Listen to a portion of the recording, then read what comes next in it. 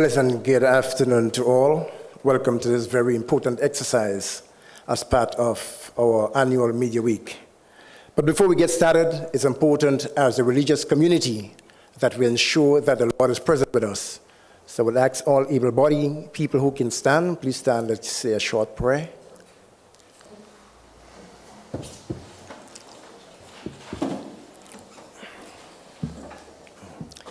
In the name of the Father, the Son, and the Holy Spirit.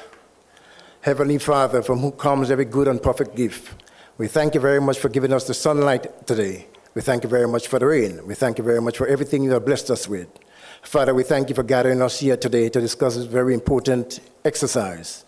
It's one that is meaningful, is relevant, and is timely. Father, you told us in Matthew chapter 18, verse 20, that where 2 or 3 are gathered, you're very much in the midst. And so we ask you to take control of the proceedings today. Be the captain of the ship. Guide, of course, the presenters. May every word that comes from the mouth be accordance to your will.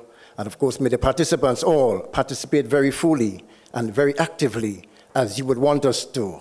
Father, we ask all this in your name and in no other name, but in your holy and precious name. Amen. All right. Sit. I said, welcome to this very important exercise. I must welcome Mr. Jude Bernal, who's the moderator. Also, Mr. Richard Duncan, economist, financial expert. Welcome to Dr. Orlando Small, economist of CDB, that is.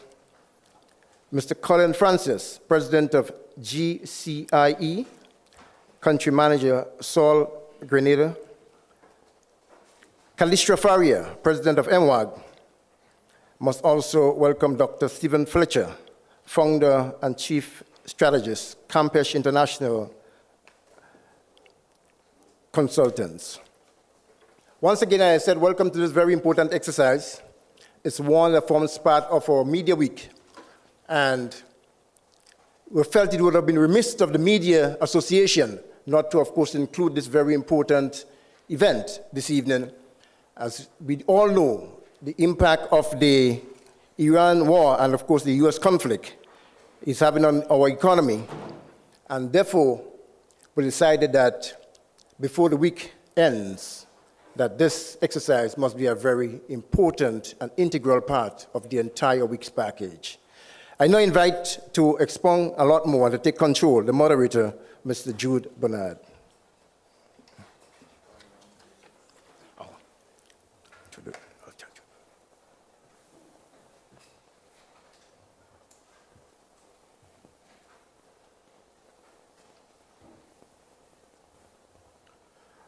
Thank you very much, Raul. I'd like to stick with the protocol already established. Just one addition, though. We'd like to invite or welcome those who are viewing online in the diaspora and elsewhere to be a part of this. I'd also like to begin by thanking Dr. Stephen Fletcher and Campeche International for inviting me to be a part of this very important discourse. It is very timely, and I think we expect this evening to have a very profound revelation of where we're at and where we should be in light of what is happening globally. And I am very happy to be invited to be a part of this. We have a very powerful slate of presenters, and I certainly wouldn't want to eat into the time in any way, but just to say that this event here is an attempt to highlight what is happening in terms of the global environment economically. Some folks may say that we are at the crossroads, but I dare say that we have left the crossroad and we have taken one of the alternate routes. The genie, as we say, is already out of the bottle. So some folks may want to say, well, a truce is being signed. probably tomorrow, with a 60-day, ceasefire to resolve issues and so. But I would hazard to say that there is no turning back. The inflection point has been reached, and the world economy won't be the same after this last round of hostilities in Iran.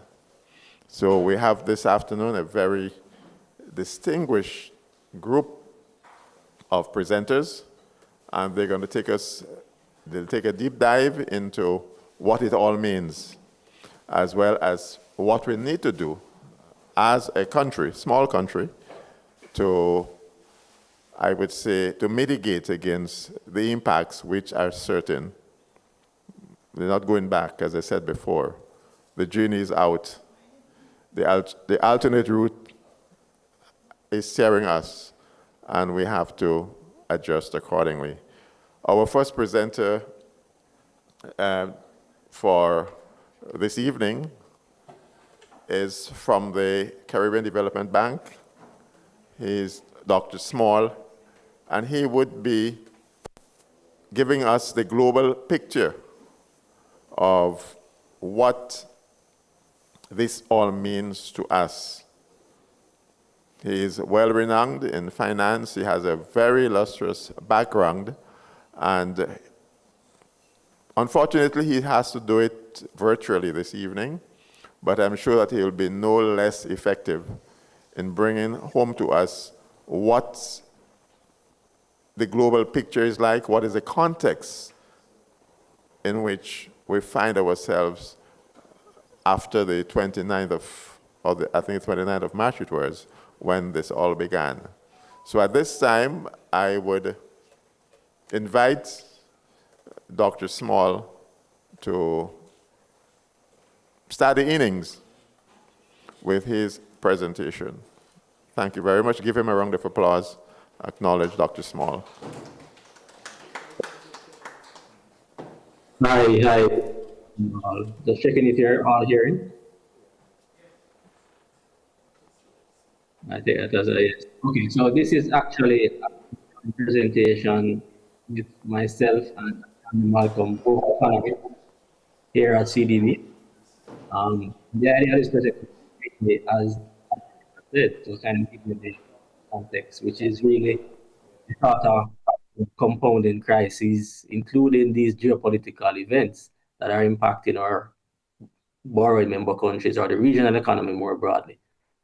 In terms of the structure of the presentation, Ajani will start, speak generally about the vulnerabilities of the Caribbean and speak particular geopolitical and geoeconomic events, and give a perspective on the potential implications of those events on the Caribbean. And then I will kind of follow the discussion around the Venezuela issue, as well as the current crisis and war in the Middle East. So I'll hand over to Ajani, who will start off the presentation. All right, good evening, everyone. Excuse me, gentlemen, before you proceed to the next aspect of it, your camera seems to be off. Is it possible to turn it on for us, please? We're not seeing you in the room. Thank you. No problem doing that. So as I share my presentation, just reintroducing myself. My name is Xavier Ajani Malcolm. I go by Ajani, and we are both economists at the Caribbean Development Bank. And I will now commence the presentation. One moment while I share the entire screen.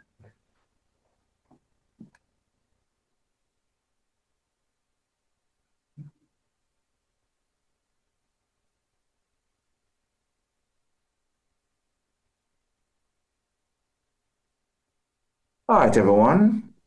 I'm sure you're able to see the presentation and hear me, so we'll begin now. So,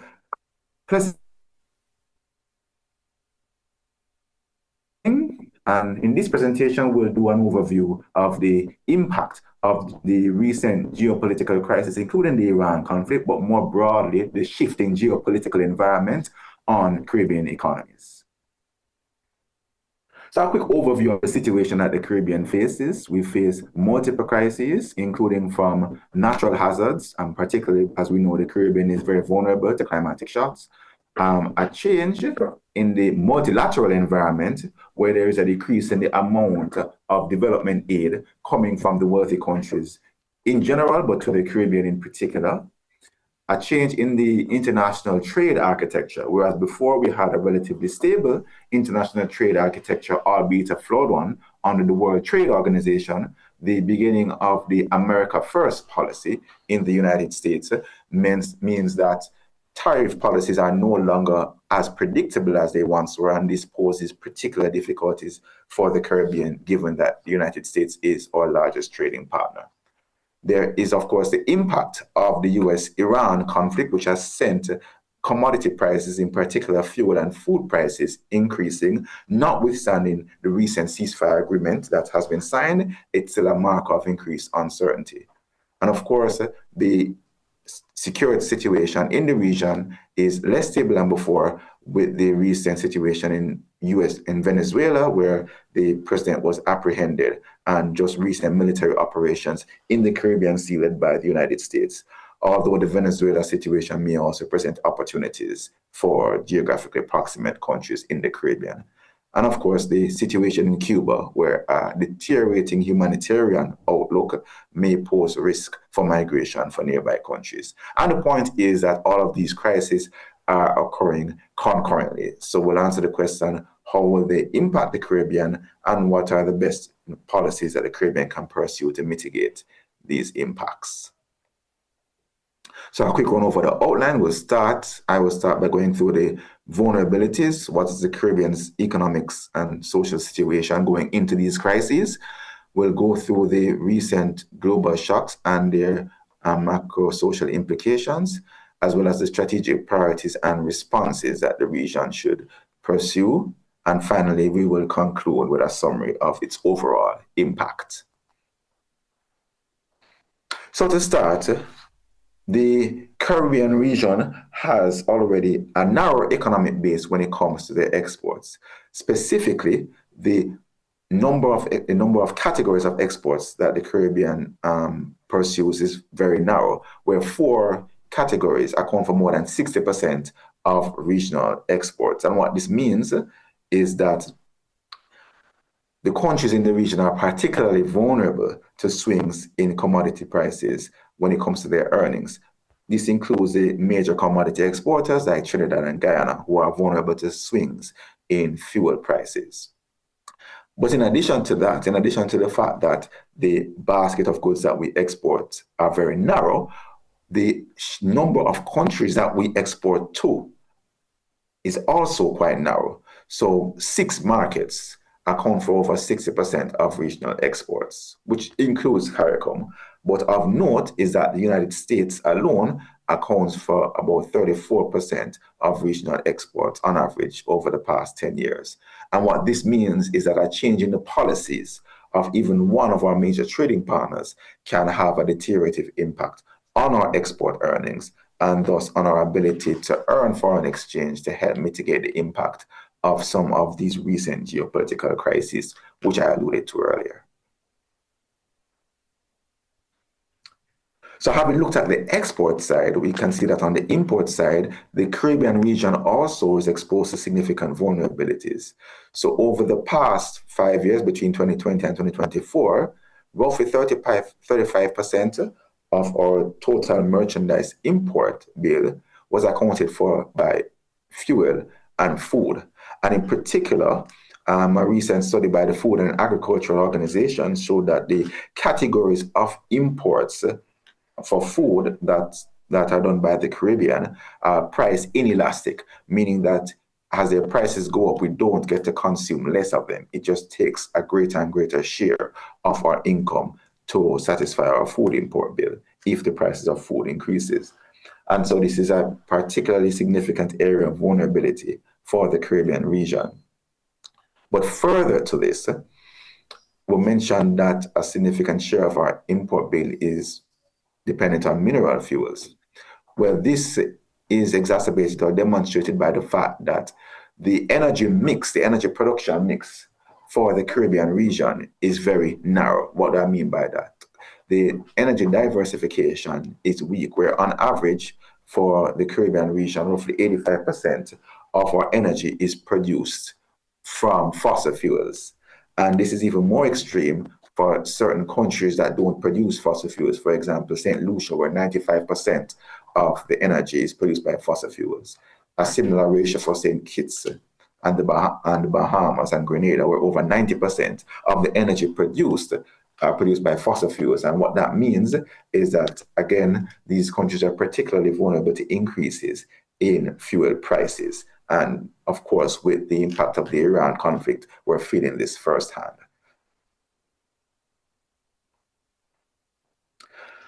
So in addition to the aforementioned import dependence on fossil fuels and food, the region's economy already had certain structural vulnerabilities and structural rigidities before the onset of this recent crisis.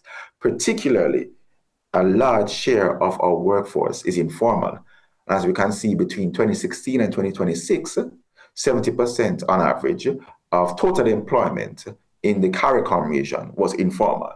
And that compares to approximately 60% on the world average and 50% being the average for Latin America and the Caribbean.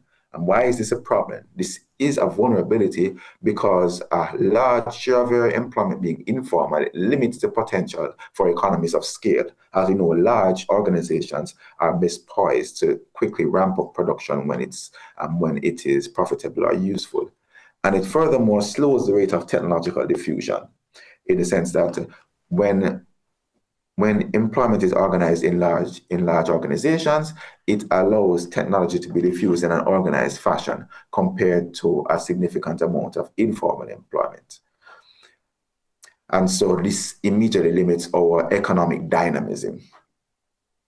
And another rigidity of our problem in our economy going into this conflict is the problem of crime, where crime is a significant drag on Caribbean economies, imposing a cost of approximately 3.8% of GDP in 2022. And again, similar to the case in informality, this is higher than for other sub-regions. And so we see where going into this crisis, we are particularly vulnerable because of these structural rigidities already holding back our economic dynamism going into it.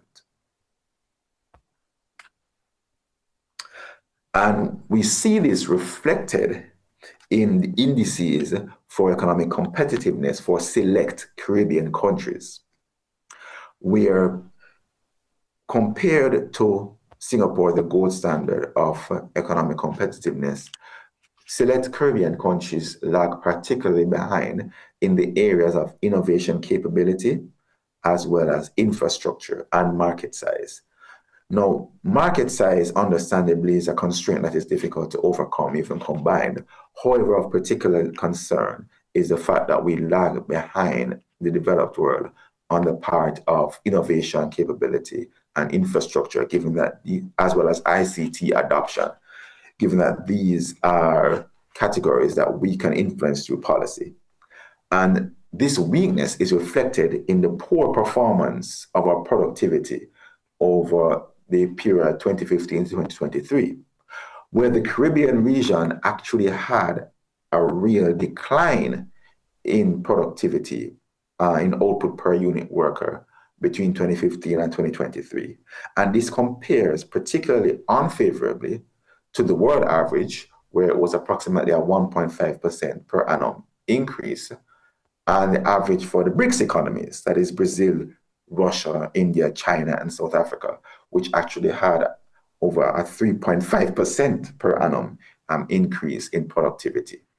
And what this shows is that in real terms, the Caribbean is actually falling further behind the rest of the world. So it's not a very good position to be in the situation of geopolitical uncertainty. And that furthermore puts us in a weak position relative to the challenges we have when it comes to climate change. And what we see is, based on a regression analysis, that one standard deviation increase in global temperatures results in a 1.5 percentage point decrease in real economic growth over a 5-year period. And what I want to stress on this matter is that even if the Caribbean region puts in place everything that it can and should when it comes to climate change mitigation, the spillover effects of the increase in global temperatures on our trading partners means that we would have adverse effects on our GDP growth, even if we do everything right, which means that discussions through the COP, through other fora with the advanced developed world is a must. And we see that the Caribbean is particularly vulnerable to extreme weather events, both in terms of the damage from these extreme weather events and their frequency, where the Caribbean region experiences a 6 times greater negative impact in terms of the damage from extreme weather events relative to other states in the world.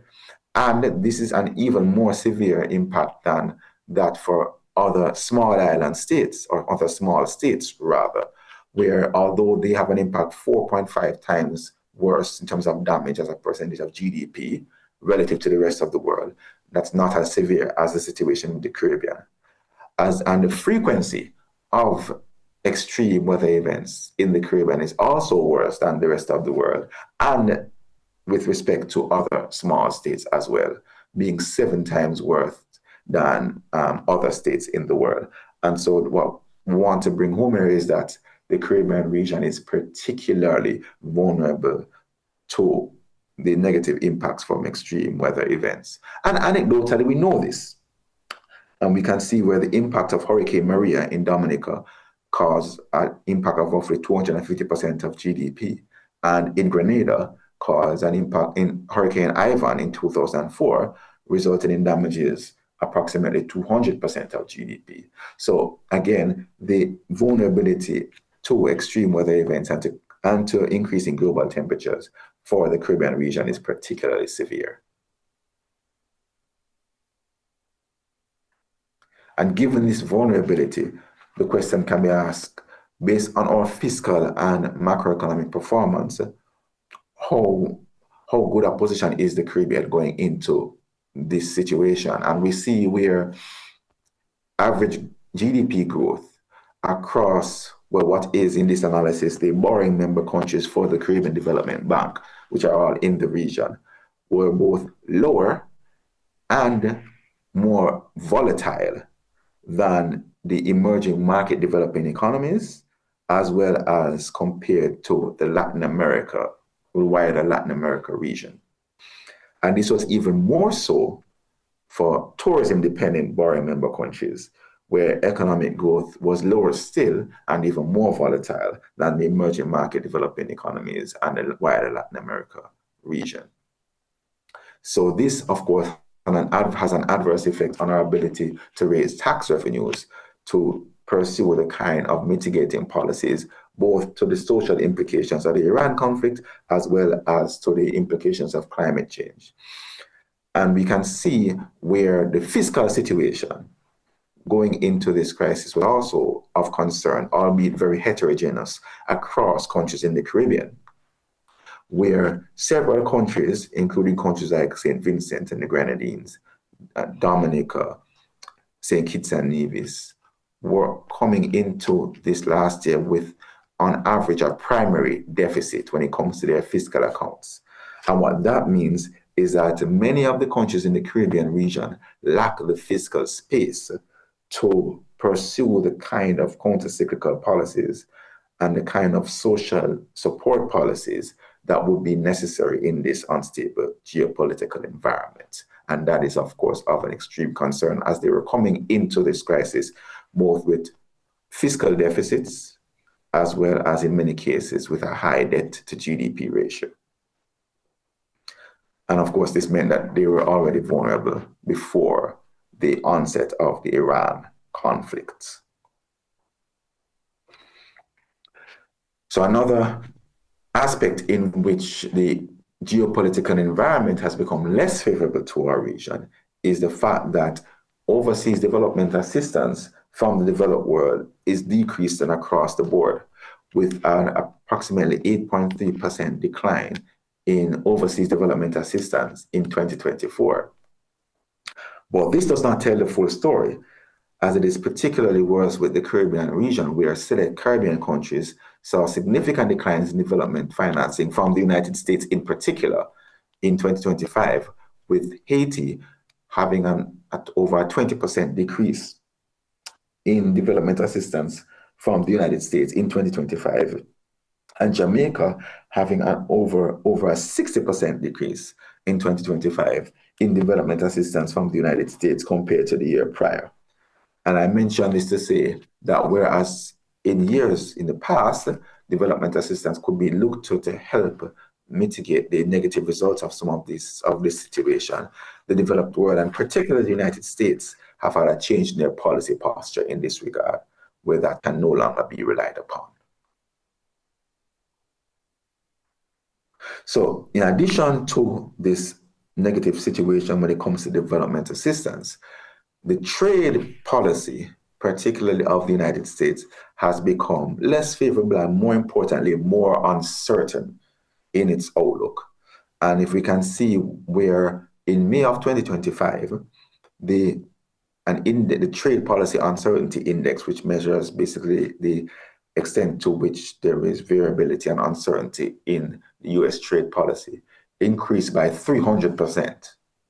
And although there was a subsequent decline in the Trade Policy Uncertainty Index, the larger point we're bringing home is that the ability of manufacturers and businesses in the Caribbean who are looking to export to the United States market to do the kind of industrial policy and planning is significantly reduced, particularly because of this additional uncertainty. And we can see where the US trade-weighted average statutory tariff would have increased fivefold over the last year. And that would mean that although we'll get into how there are a number of exemptions, that means that Caribbean countries don't quite face that degree of increase in tariffs in real terms. The point is that a greater degree of uncertainty means that it's difficult to do industrial planning and will make economic development particularly difficult in the near term. So we mentioned that there is significant heterogeneity in terms of the impact of this change in trade policy. And although these Liberation Day tariffs, as they were called by the US president when they were announced, have been repealed by the US Supreme Court, their impact whilst they were in place was varied significantly across countries. So because there were exemptions, particularly to mineral fuels and certain key commodities across the region, the exposure was much greater in some countries, such as St. Kitts and Nevis and the Bahamas, than other countries such as Guyana, Suriname, and Trinidad and Tobago. And I should also mention that the United States is now contemplating additional tariffs that could be much more steep and much more broad across the board. So again, a significant degree of uncertainty going forward. And furthermore, we have a quick look at the impact again of the tariffs on the region, again, although they've been repealed. And what we see is that both measured in terms of the percentage of CARICOM imports into the United States that are categorized as duty-free, as well as the percentage of CARICOM imports into the United States that fall under most favorable nation clauses. In the case of duty-free, there was only a modest increase in 2025 compared to the 2 years prior. And in the case of the most favorable nation clauses, there was a decrease in the CARICOM imports into the United States in 2025 compared to the years gone prior. But in both cases, the change was not as significant as would have been anticipated. And if we look at the change in exports to the United States, that was also highly heterogeneous across countries, with countries like Bahamas, St. Lucia, and Guyana experiencing significant increase in exports to the United States compared to Haiti, Trinidad and Tobago, and Antigua, for a variety of reasons. But the further point is that even though the near-term impact of the change in policy was not as deteriorative as anticipated, the uncertainty still bodes poorly for future economic prospects. And with that in mind, I will hand over to Aronde to further discuss the impact of this increased uncertainty on the region. Randy, over to you. Thank you. Thank you, Ajani. All right, so I think Ajani did an excellent job in sort of highlighting the sort of structural vulnerabilities of the Caribbean and how those can interact with the geoeconomic and geopolitical events. Continue that story, focusing on recent events, Iran and Venezuela, right? So the graph here highlights some interesting bits, right? For one, it is suggesting that wars are started in February. If you look at the blue line, which is the global geopolitical risk index, spikes in that index correspond with the start of the Russia-Ukraine war back in February of 2022, and more recently with the start of the war in Iran in February of this year. What's interesting to note also is that the levels of global uncertainty have remained elevated compared to where they were prior to the start of the Russia-Ukraine war. So this again is, sort of highlighting the geopolitical space in which Caribbean countries are forced to navigate. If we look more regionally, the sort of build-up in geopolitical uncertainty in Venezuela, which is captured by the red line, that began in the middle of last year, around August thereabout, right? And that was precipitated by the sort of mobilization of the US military and the use of military force in the Caribbean. As we all know, that would have culminated in an operation in January of this year that resulted in the capture of President Nicolas Maduro. And that would correspond now with this sort of spike that we're seeing in the red line. The thing is, it's happening again, right? There is strong evidence that the US is yet again mobilizing, this time further north, this time directed toward Cuba. And so in this context where we're having, these geopolitical events and the heightened uncertainty, is becoming increasingly clear that these are not episodic, right? These are structural features of the global space, and they have potentially significant implications for Caribbean economies. And so the obvious question then is, how are Caribbean economies likely to be impacted by these uncertainties? And a quick look at the data, it's a simple, non-parametric, simple correlation analysis suggests that, well, certainly in the case of Venezuela, though the uncertainties that relate to Venezuela will have a negative impact, the extent of that impact is relatively muted, and that's captured by the picture on the right-hand side. On the other hand, rising global geopolitical uncertainty is expected to have a much more significant impact on regional growth or growth in the Caribbean. And the difference in these effects could be due to a couple of factors. One, could just be the exposure of regional economies to the respective shocks, as well as the size of the shocks themselves. I'll try to spend just a couple of minutes just to talk a little bit about the Venezuela situation. From where we sit, the potential macro-social implications of uncertainties in and around Venezuela will be transmitted to Caribbean economies through three primary channels. The first is economic and relates to the extent of trade and investment connection or relationship between CARICOM and Venezuela. Now, despite having a free trade agreement in place for many years now, trade between CARICOM and Venezuela has been weak and has gotten weaker in recent years. And so this sort of limited trade connection, at least to us, implies that there is limited pass-through to regional economies coming from this particular channel. A second and perhaps the most active channel through which these effects might propagate is through migration. And we have seen this movie before, right? In 2017, 2018, thereabout, during the height of the economic and social crisis in Venezuela. We saw a significant outward migration of Venezuelans from Venezuela, and that was mirrored by significant net inward migration in countries that are geographically proximate, so in Guyana, Trinidad and Tobago. the economic or potential economic implications of this, though, will depend on a couple of things. One, the sort of demographic characteristics of the migrants, as well as the capacity of the host countries to absorb these migrant flows.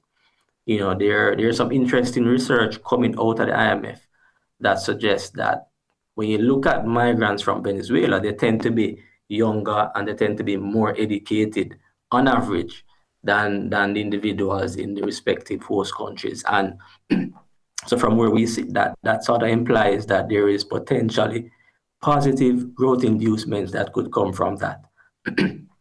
That research also showed, in the case of Trinidad, that Venezuelan migrants did have, in fact, a positive, though marginal impact on overall growth in that economy.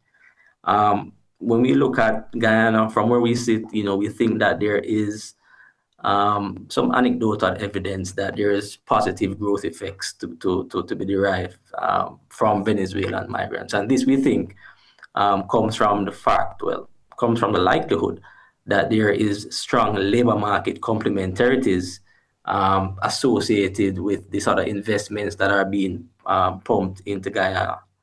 In other words, to the extent that there are increased labor supply coming in from Venezuela to Guyana, we expect that will complement the significant investments that are being poured into Guyana, and that is likely to have a positive growth impact.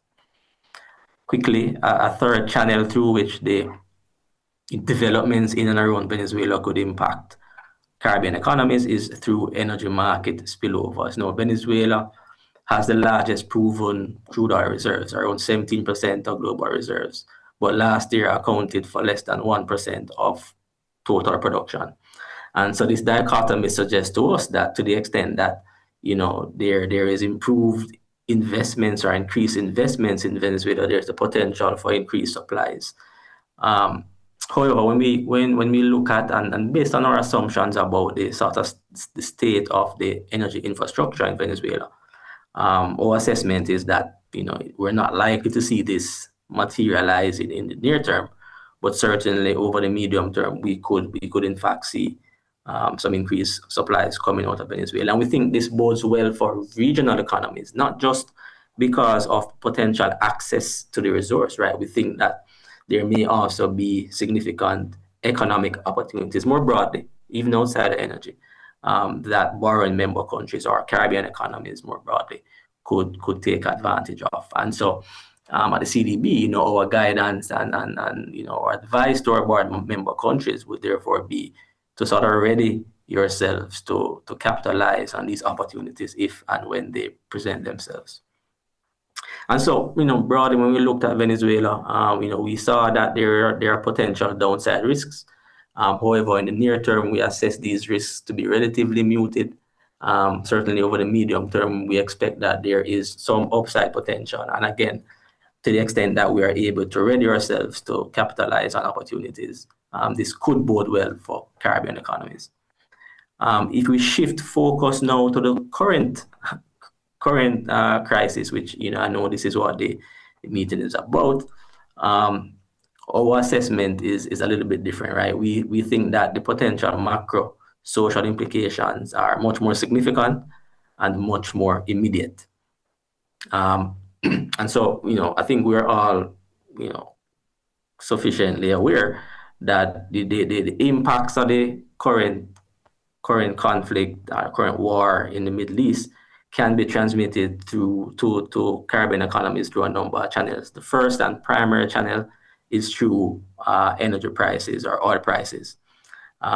You know that the Persian Gulf is absolutely critical as a source of energy and food. About 35% of crude moves through that space each year. About 30% of fertilizer production come from that space each year.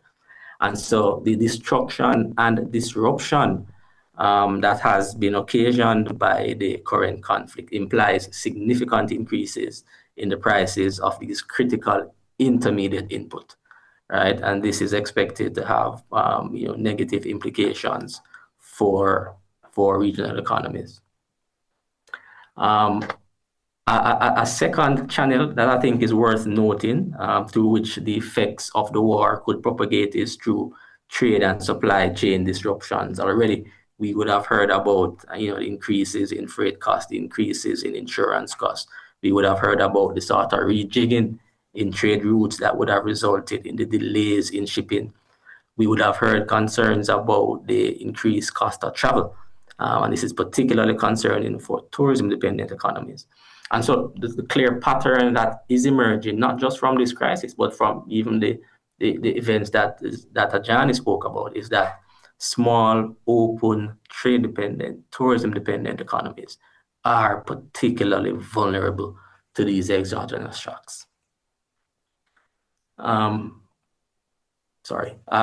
last channel that I think is worth mentioning is through financial markets. Now, at the start of the war, understandably, markets were a bit uneasy, and this was reflected in increased yields on emerging market bonds, including for some of our borrowing member countries.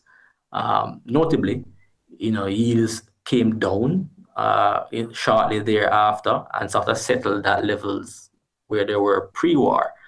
Notwithstanding, there's significant uncertainty still in the space, and to the extent that there is any sort of amplification event, this could reflect in adverse movements in market variables, which would adversely impact fiscal and debt dynamics across the Caribbean. And so I sort of tried to broadly outline the channels through which the impacts of the current war in the Middle East could propagate to Caribbean economies. But we also went a little bit further, and this is ongoing research at the bank, right, where we're trying to sort of unpack and better understand the sort of dynamic pass-through of the potential impacts of the current war. And so what we did is we tried to model what the impact of an oil price shock might be on Caribbean economies. And what we're finding so far is that, and perhaps not surprisingly, what we're finding is that the effects are asymmetric. So for tourism-dependent economies, a shock in oil prices is expected to transmit to regional to those economies. Is expected to result in a decline in output that is transmitted over time, and that is captured in the picture on the left. On the other hand, a shock in oil prices is expected to lead to an increase in output that is more immediate for commodity exporting economies. And so clearly we're seeing this sort of asymmetry in terms of the directional effects, but we're also seeing differences in terms of how these effects are propagated over time across the respective economic groupings. We expect that inflation will be higher in both tourism-dependent and commodity exporting economies, with the impact on the former being more pronounced and more prolonged. When we look at the potential fiscal implications, again, we are seeing a bit of asymmetry. Certainly in the case of commodity exporting economies, the expectation is that increased oil prices will transmit to higher earnings from the energy sector in these economies, which will support improved fiscal outcomes. On the other hand, in tourism-dependent economies, and we saw from a couple of slides ago that the expectation is that an oil price shock will result in a decline in economic output over time. Now, the lower output is expected to revenue.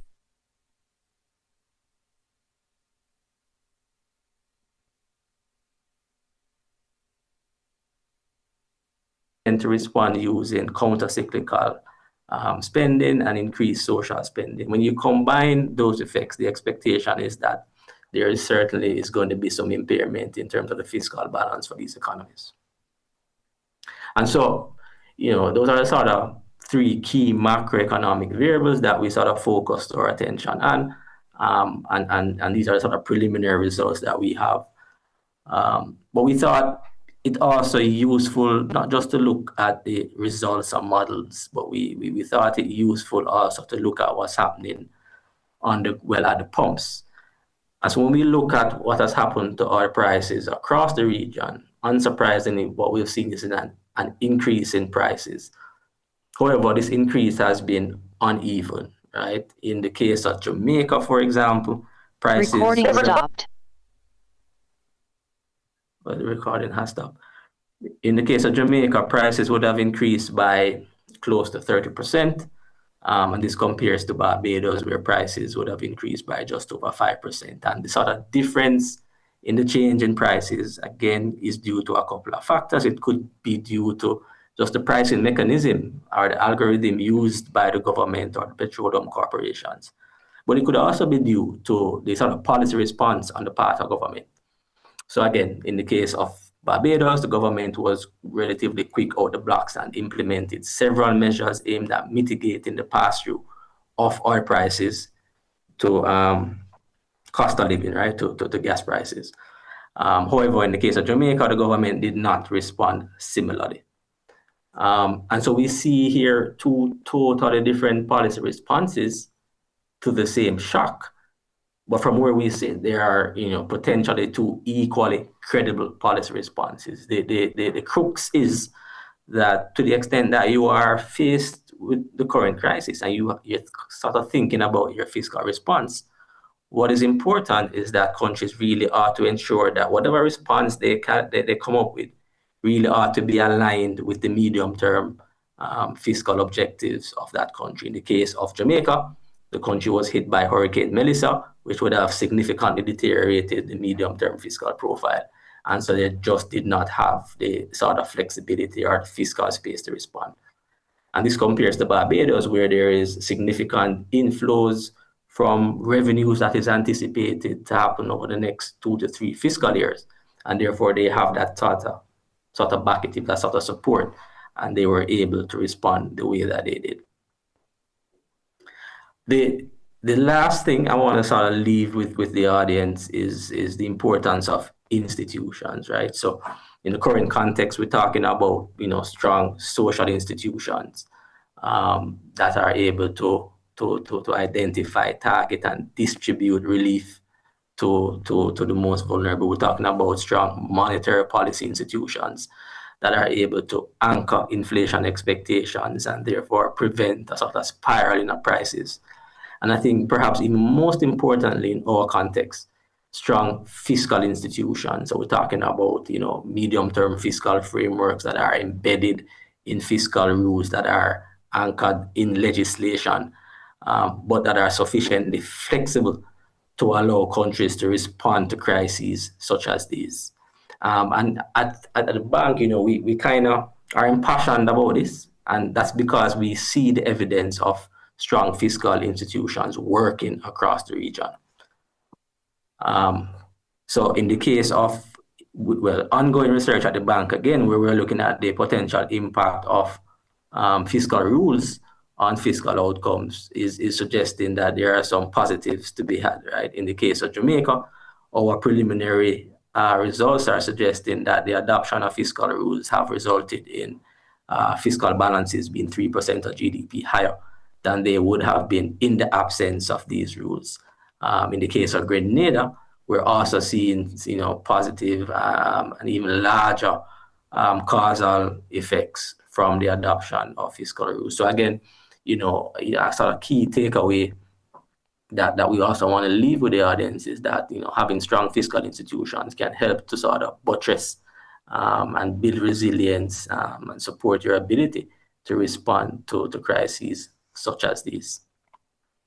And so to conclude, Ajani spoke about the vulnerabilities and the compounding crises. We see, based on our assessment, that tourism-dependent economies are particularly impacted, more so than commodity exporting economies.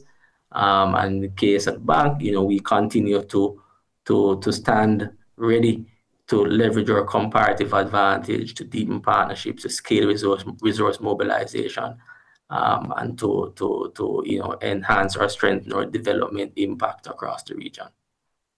And with that, I thank you.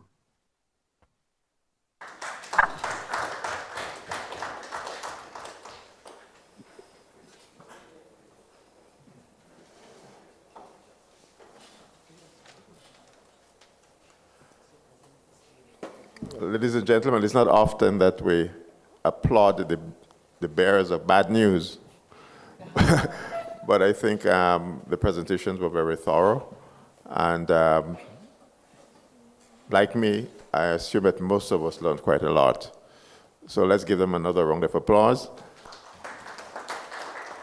And because both Dr. Small and Mr. Malcolm won't be available later on, I think we want to just squeeze in a couple minutes to allow a maximum of 2 questions very quickly to them, so that you can get the benefit of anything that you wanted to ask before they leave. But we are pressed for time, so maximum of 2 questions that we can have them answer before they depart. Thank you.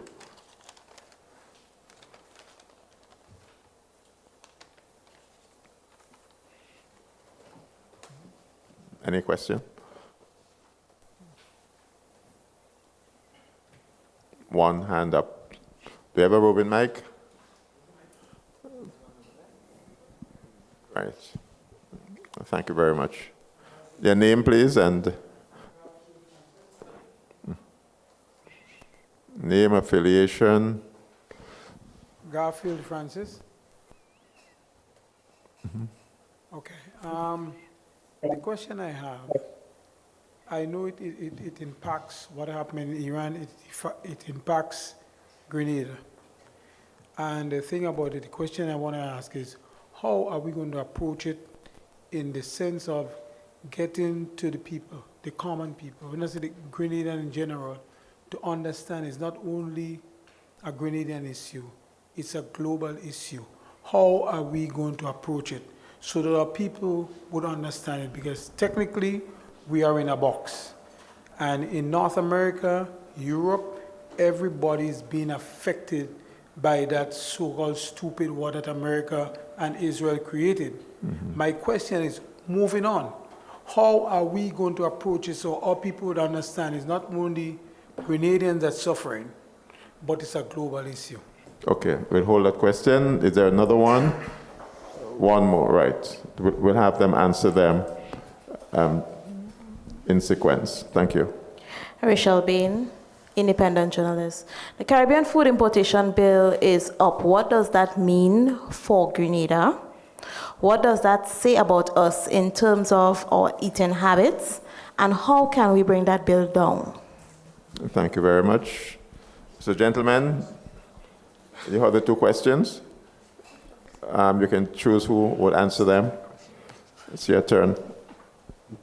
The first and the second. All right, so I'll try to take this first. What you mentioned a while ago about the food importation bill, it really isn't unique to Venezuela. It really is, a region-wide issue.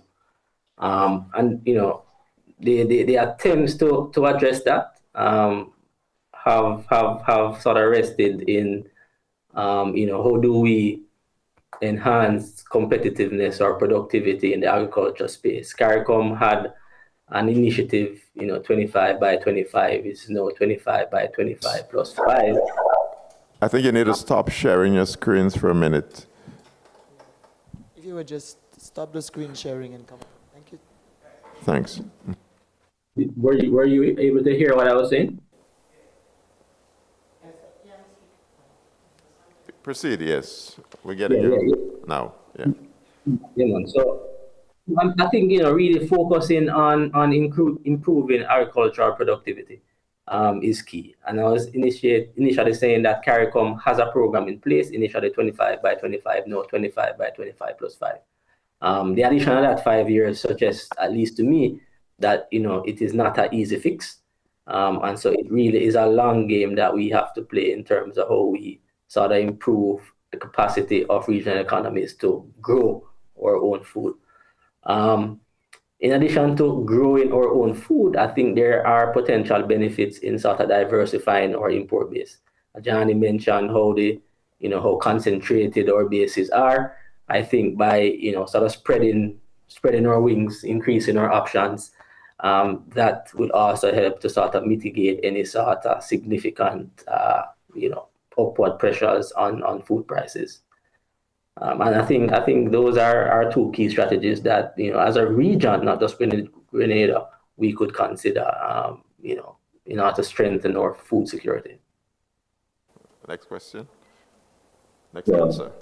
Right. Right. Just really about how we bring this to the people. How do we deal with these crises? So I'll kind of separate into two sections. So there's one, we have to. Different countries in the Caribbean are approaching this differently. But really, I guess what we're getting at here is mitigating the impact in terms of the social impact on ordinary people. And, different countries have approached it differently. Jamaica has more or less allowed a full pass-through of the oil prices to the population and the people at the pumps. And one could argue that that's better for just fiscal sustainability going forward, but may still expose people to difficulties. And in terms of however, countries like Barbados have put in place policies to help mitigate the impact on ordinary citizens, right, and manage the impact of the fuel prices to help protect the most vulnerable. I think across the board, governments have to consider the impact of the crisis on the most vulnerable and put in place ideally targeted policies that can help to protect people who are close to the poverty line and below the poverty line from experiencing too significant a hardship. But we should emphasize that these policies should be targeted and transitory insofar as there's a risk of them becoming permanent just because they become entrenched, and that has negative fiscal effects going forward, right? So we want to have targeted policies that benefit the poor and that are able to mitigate the worst impacts. And that's in the short term to protect our citizens from the harshness of the increase in the prices. More over the medium to long term, we do have to ask tough questions about our energy sources. And we see where some Caribbean countries have taken strong action on this already. Dominica has just in March completed its geothermal power plant, which will shield it from some of the impact of this type of fluctuations in energy prices. And across the board, we have to consider these things. We have to manage our own affairs responsibly when it comes to our energy sources, because long-term, depending on importing fossil fuels is simply not going to cut it. Jamaica also has an objective of increasing its share of renewables by 2030.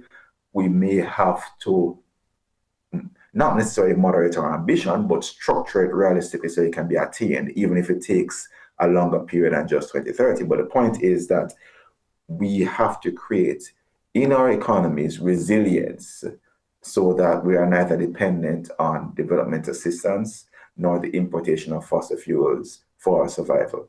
So I think that's it. So in short, building social safety nets to help ameliorate the impact on the poor and diversifying our energy sources so that we can be less vulnerable to the impact of these crises going forward. So I hope that answers your question.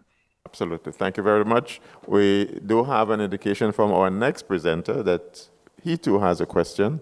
Richard, would you want to come in with your question? Yes, thanks a lot, Jude. So I'm hearing an echo.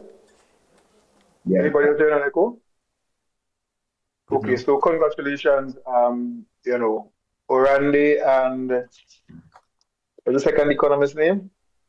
Ajani, go on. Ajani. So excellent analysis, highly appreciated. Will you be sharing the presentation with the organizers? Yeah, we could. Yeah. Shouldn't be a problem. No, we could, we should, we would. Mm-hmm.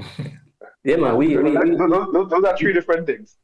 We'll share. We'll share. No, thank you very much. So I would spare going into the other question because really, again, in the presentation that you made about fiscal rules, their importance, and what you have observed in the greater context, which I think is pretty positive. You mentioned that we should ready ourselves to take advantage of the opportunities when you speak of Venezuela.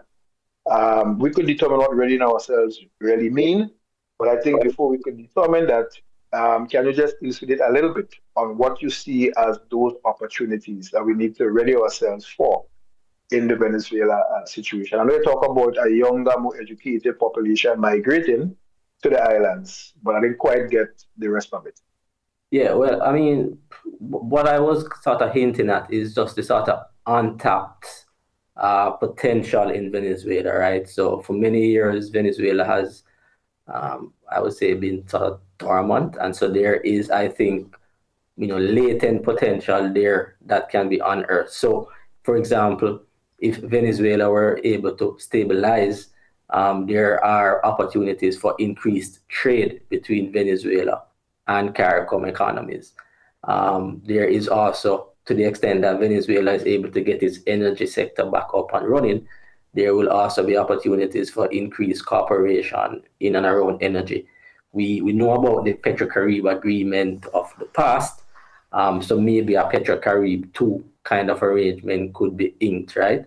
Where the focus wouldn't necessarily be on, oil and energy, but, it could be designed in a way where there are critical social and development elements that are built in, right? And our last Petrocaribe agreement, for example, had components that spoke to rural development, that spoke to health, that spoke to education.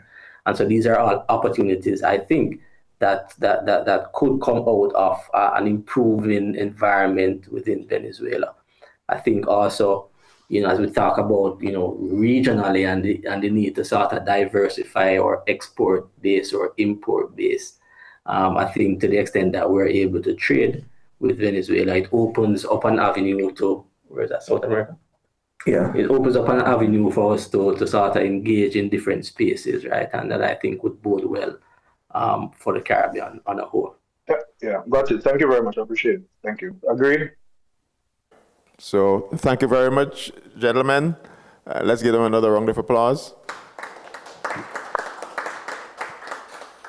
And moving forward, we'd like to also notify those who are listening out there, those online, that we will be willing to entertain a question or two after every presentation. Not too many and not too long-winded, please, but we would entertain a question or two from our listeners outside. Now I think we move right along to our second presentation by our main presenter for this evening, Mr. Richard Duncan, who came on early with a question himself. Richard Duncan, OBE, is a banker, and he is a former managing director of the Grenadian Cooperative Bank for 13 years until 2021. He's now an advisor to the Ministry of Education and the chairman of the Grenadian Citizenship by Investment Program. He is an economist and accountant from the University of the West Indies. He has a master's in public administration, and he's a fellow of the Chartered Professional Accountants and fellow of the Certified General Accountants and accredited director of the Fellow of Chartered Governance Institute of Canada. So Richard is well known. He comes to us very well versed. And at this time, we want to open the floor for Richard Duncan. Welcome, Richard. Yeah, thank you very much, Jude. Okay, I'm hearing an echo. Is it okay to proceed? Okay, so there's no echo now. And are you hearing me?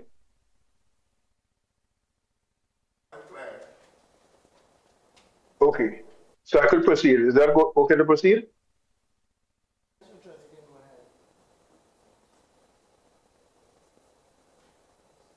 Folks, are we good? Okay, I'll Yes, proceed Richard, nonetheless. please proceed.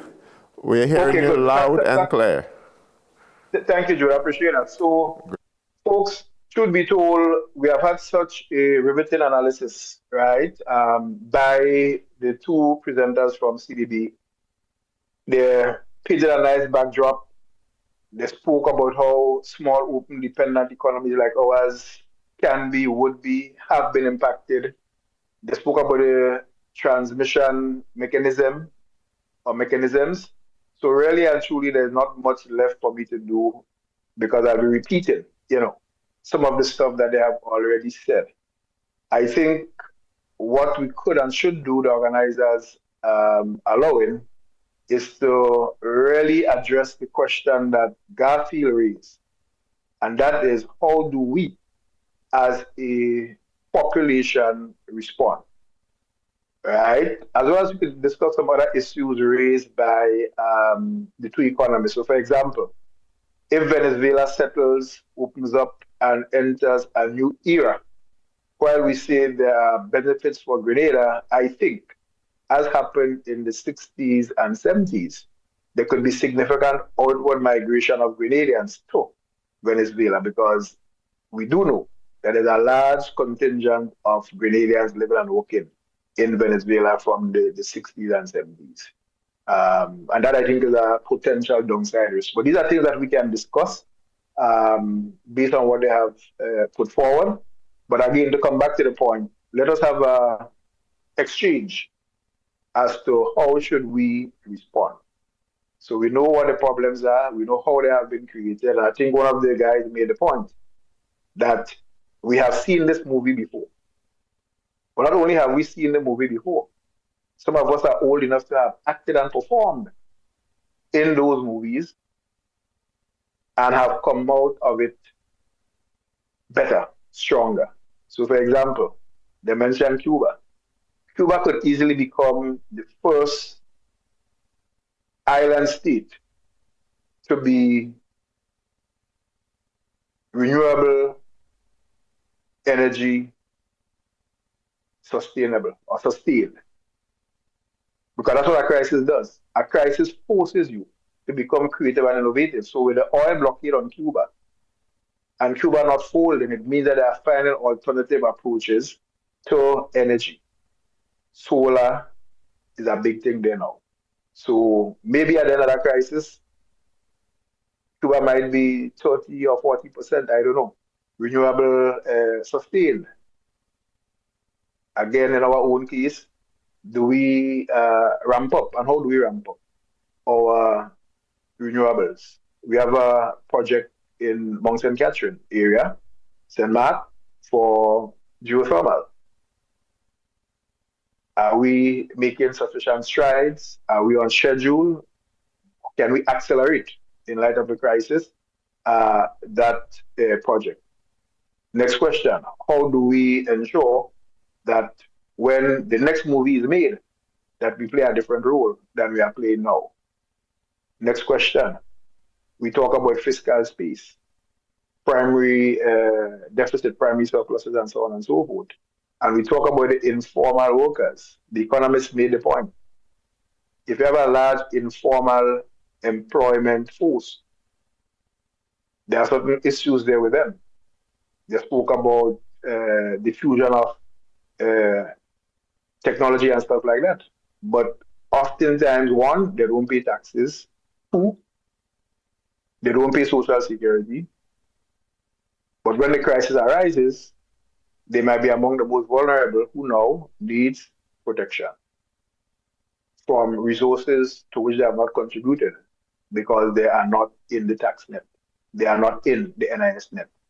How do we, and we saw that through COVID, how have we done enough? Have we learned enough from the COVID experience to say, guys, crises would come from time to time? How do we learn the lessons, build the institutions, build the resilience to make sure that we are better off? And coming to the fiscal rules, which the economists have lauded, I think Jamaica was ahead of us. We followed Jamaica, right, in terms of putting those rules in place. They have lauded what we have done, credited for some of the positive outcomes so far and the resilience that we have. But that came out of a previous crisis where the permanent secretary in the Ministry of Finance decided that Grenada should not go through that again. And a new institution was created, a new law was created, the Fiscal Resilience Oversight Committee was built, and it went to work, right? Might I say, I had the honor of being the first chairperson while I was in a bank of that committee, and we, got to work, and that work has been built upon by, I think, 3 or 4 successive chairpersons and members of that committee and so forth. So again, through crises, you build institutions, you build resilience to make sure that the next crisis when it hits, you are better off. in being able to withstand and to bounce forward, as the governor of the central bank would say. I think the other issue we could discuss is the question of who or how do we share, right, the benefits coming out of the crisis, because sacrifices would have to be made. In these crises, there are losers, there are gainers, as the people like to say. But at the end, going forward, how do we make sure that the poor and vulnerable do not remain poor and vulnerable? How do we upskill them? How do we make sure that, given the children who would have obviously suffered the brunt, though somewhat ameliorated, of these crises, themselves as adults down the road do not face a similar fate? So we're talking about intergenerational strengthening, intergenerational wealth creation and stuff like that. These are the kind of discussions I think we can have that will help the media to understand not only there's a crisis, but a crisis from which we need to decide how we'll go through it, how we will build institutions of resilience into the future. Thank you.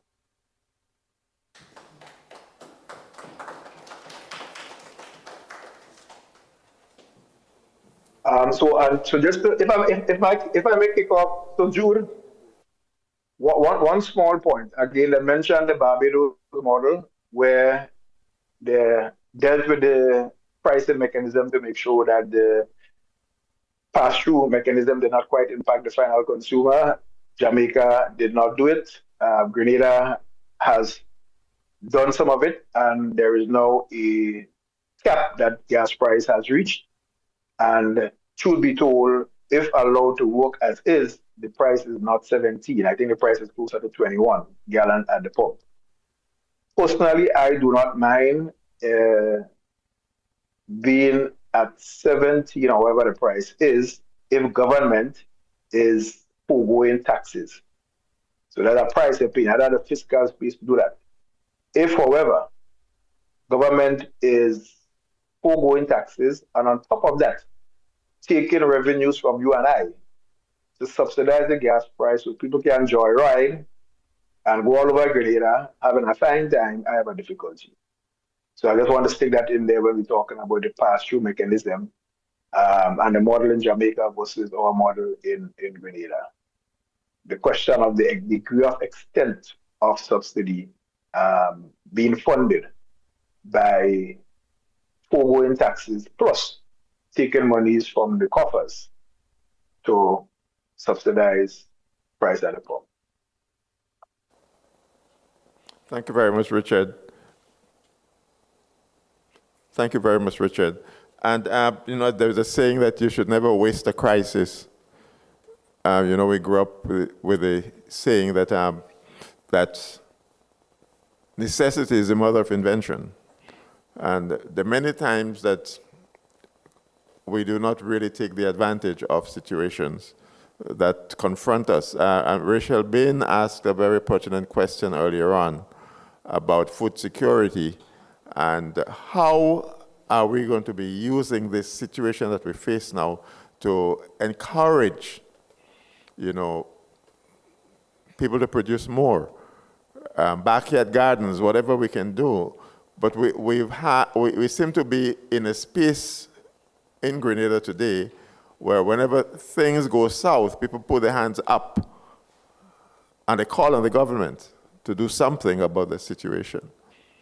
I think that we need to start asking folks to take responsibility individually and not just asking the government to bail them out whenever there is a problem. We have to prepare them, we have to encourage, we have to support our people so that they can be prepared and they can really go to work to make themselves more independent, more sustainable, because this crisis will always come. And on the matter of for instance, the petroleum situation, the gas, there was a time when Grenada had artificially high gas prices because the government felt that the prices were low at that time, and that was a chance to cash in. So the gas tax was, I think, we were the highest in the OECS by far.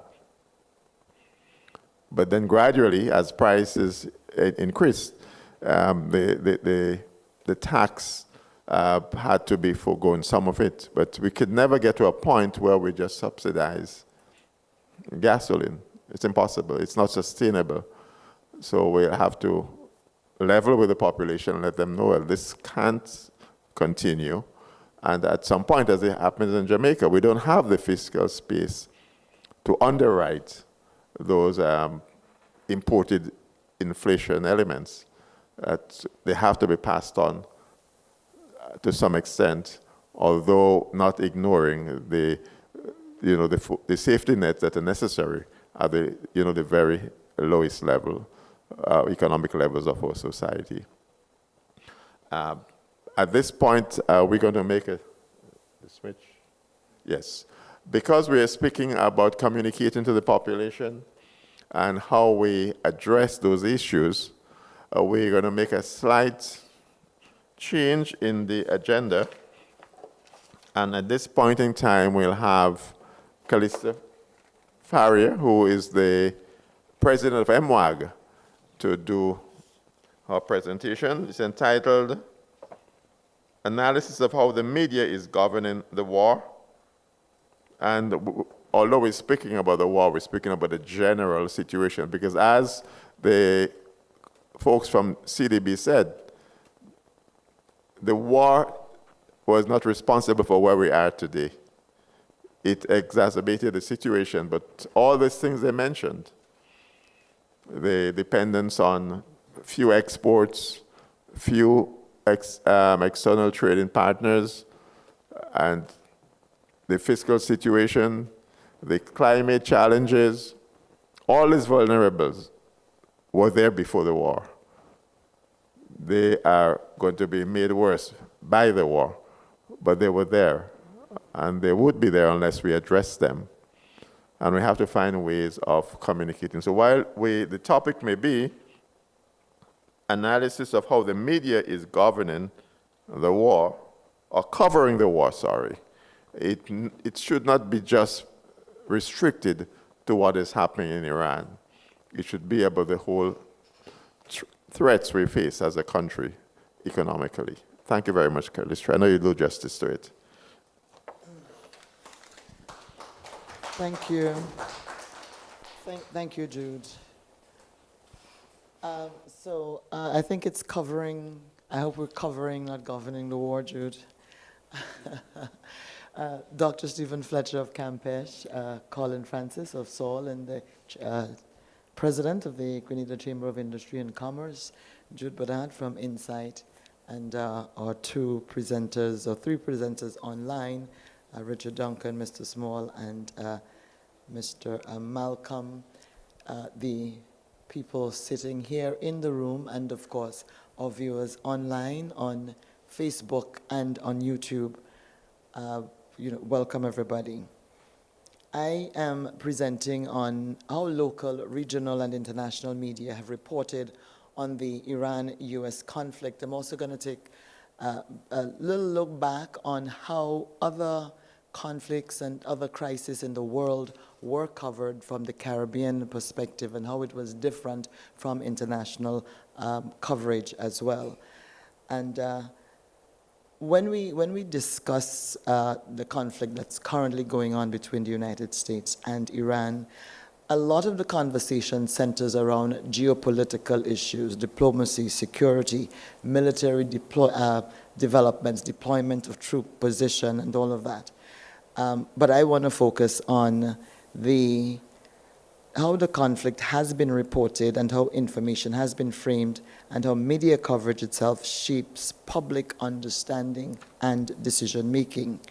And we heard a lot from the economists who went before about the impact and the potential impact in some instances. And of course, that tells us that a lot of decision-making has to happen from a governmental level in terms of policies that are put in place to respond to this. And how we report, it's sometimes said that the media is the first draft of history, and how we report is important because organizations, governments are listening and watching what is happening to help inform the policies, the policy decisions that they must make, ought to make for their countries and their organizations. And what we have seen over the past several weeks, months really, is an example. Media systems report the same story through different lenses. And at the international level, the global news organizations, Reuters, Associated Press, Al Jazeera, the BBC, even Fox, CNN, and they have generally focused on military developments, diplomatic reactions, the energy markets, and security implications. And they've done a lot on the markets and how, on a day-to-day basis, how the markets are moving based on what's happening, what the US president has said today, what has happened today, where troops have moved today. And some have focused on military strategy and national security concerns, and others have concentrated on the humanitarian consequences and the civilian as well as international law issues. And of course, even in the Venezuela-US crisis, we saw the issue of international law coming up a lot there. And others have emphasized the economic impact, particularly in markets and global trade. Now, at the regional Caribbean media, we have generally approached the issue from a very different perspective. Across newspapers, digital platforms, coverage has tended to focus less on military operations and more on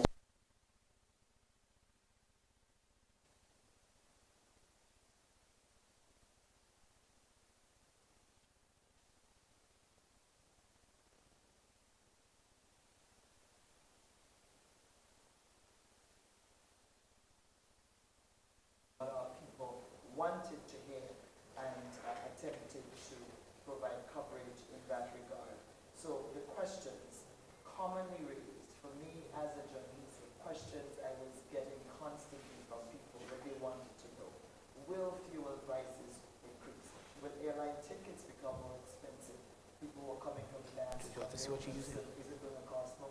My God, the jet cruise ticket just jumped from $195 to $500 in 3 hours. Will inflation rise? We've been having issues with that even before that conflict broke out because of all of the consequential issues that are happening in the world as well. And could tourism be affected? Because of course, most of the islands depend heavily on the tourism industry. There was also the issue of higher shipping costs and what impact that would have, and the cost of freight, what that would have on prices. And so these are practical societies where we import most of our fuel, depend heavily on tourism, and remain vulnerable to external economic shocks. And I just want to turn now to some of the coverage that has been, that we've seen. The Jamaica Observer, for instance, and they had a very good example of how we have focused on the things that matter to the people of the Caribbean in this conflict that's happening so far away, where military troop movements and security and diplomacy may not necessarily be our concern. So they had a piece in an article in the Jamaica Observer, Oil, War, Trade, and the Caribbean Economy. The article focused almost entirely on the transmission of global shocks into Caribbean economies. And it explored those issues that I mentioned before: higher fuel import costs, pressure on foreign exchange reserves, increased electricity cost, imported inflation, which is something we've been struggling a lot with in Grenada, and risks to economic growth. And the article argued that small, open economies like Jamaica are vulnerable because they import most of their energy.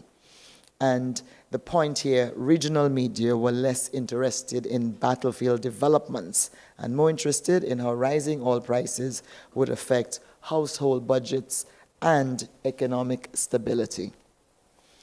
In the Cayman Compass, they had reporting on the CIBC Caribbean's economic outlook. They focused on inflation risks, rising fuel costs, slower economic growth, and pressure on consumers and businesses. The emphasis was on macroeconomic effects rather than military developments. In St. Martin, the People's Tribune, they had a report titled Caribbean Governments Move to Cushion Rising Oil Prices. And that was on March 6th, and so it focused on shipping disruptions, government's response, consumer protection measures. That story demonstrated how Caribbean media shifted very quickly from reporting the conflict itself, which we did in the early days of it, to reporting on the responses of the people and the government. Here at home, the Grenada Broadcasting Network, on April 2nd, they produced an explanatory content titled, Why the Strait of Hormuz Conflict Matters to Grenada.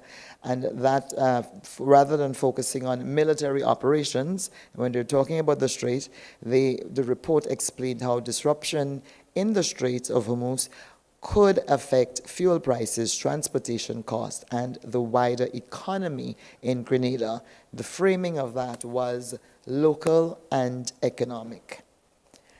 And so we saw across the Caribbean, the dominant media narrative was, as we looked at all of the coverage at home here, St. Vincent and Kitts, Dominica and across, fuel prices, cost of living, shipping costs, tourism and the impact on that so important tourism, inflation, and also an interest in what the government was doing to mitigate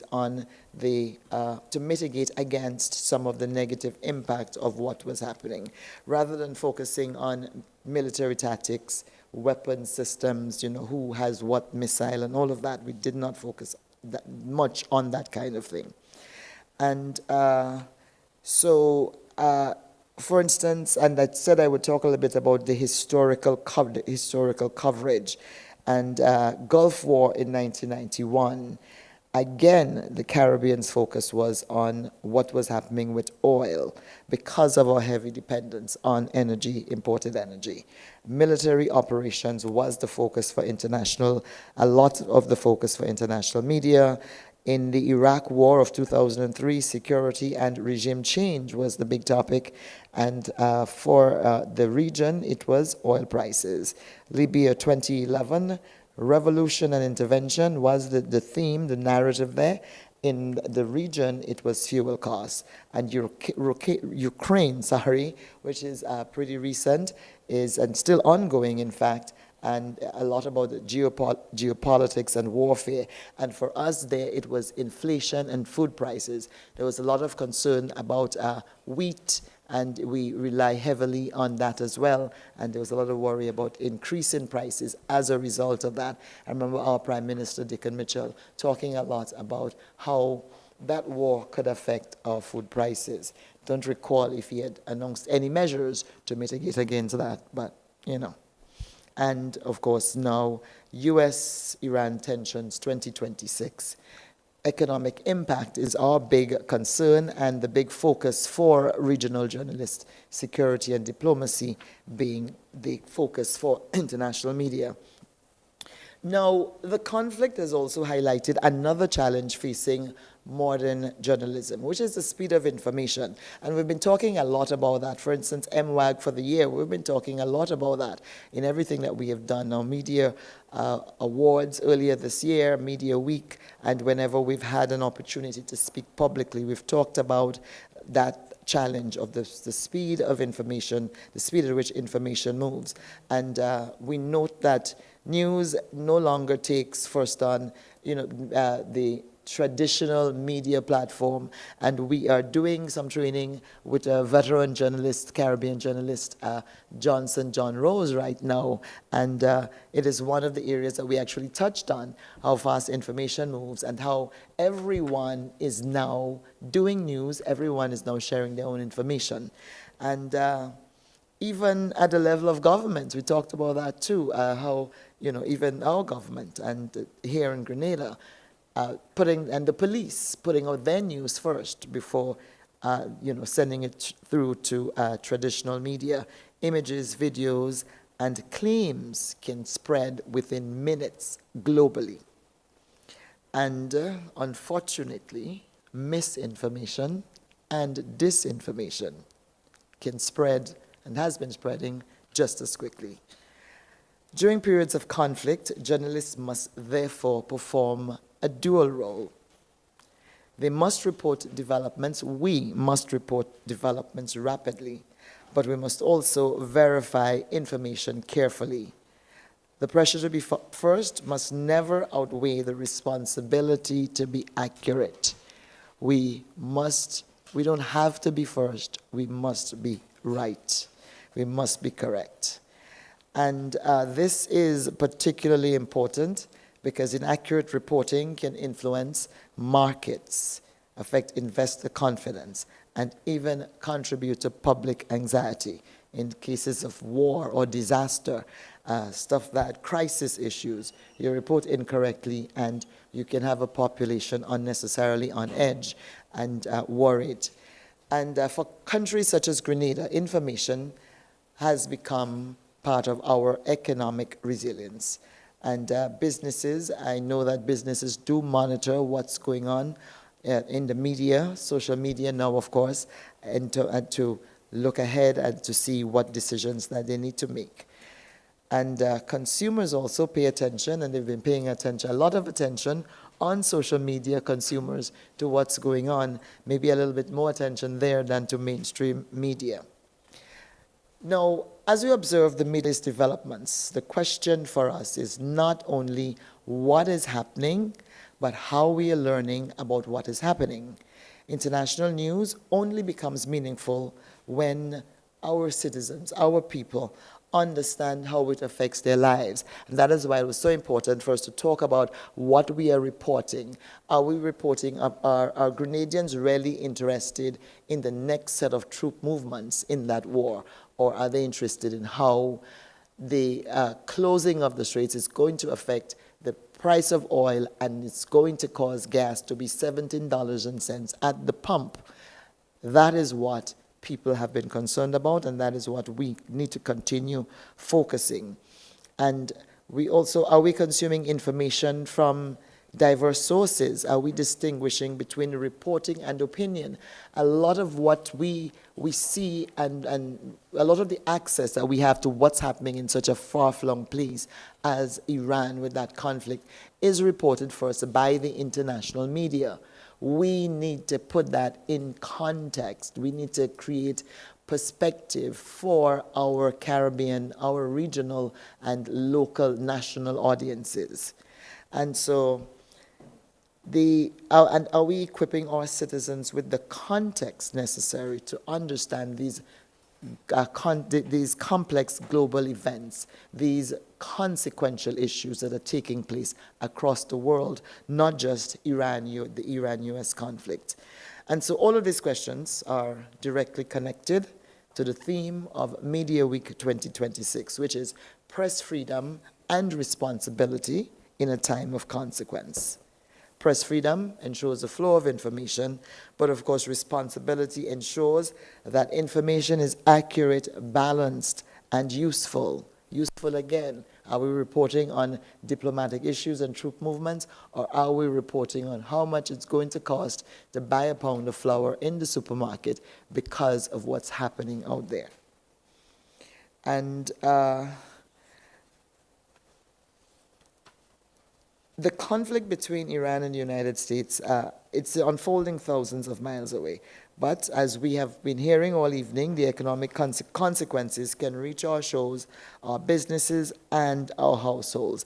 So the quality of information we receive and the quality of information we put out about that conflict will influence how effectively it is understood and how our people respond to the challenges. And I want to say that that is why journalism matters, and that is why media literacy matters, and that is why for this week we have been working on beefing up our capacity here at MWAG. And that is why conversations such as this roundtable, very, very important conversation we're having here tonight, that is why it matters. Thank you, everybody.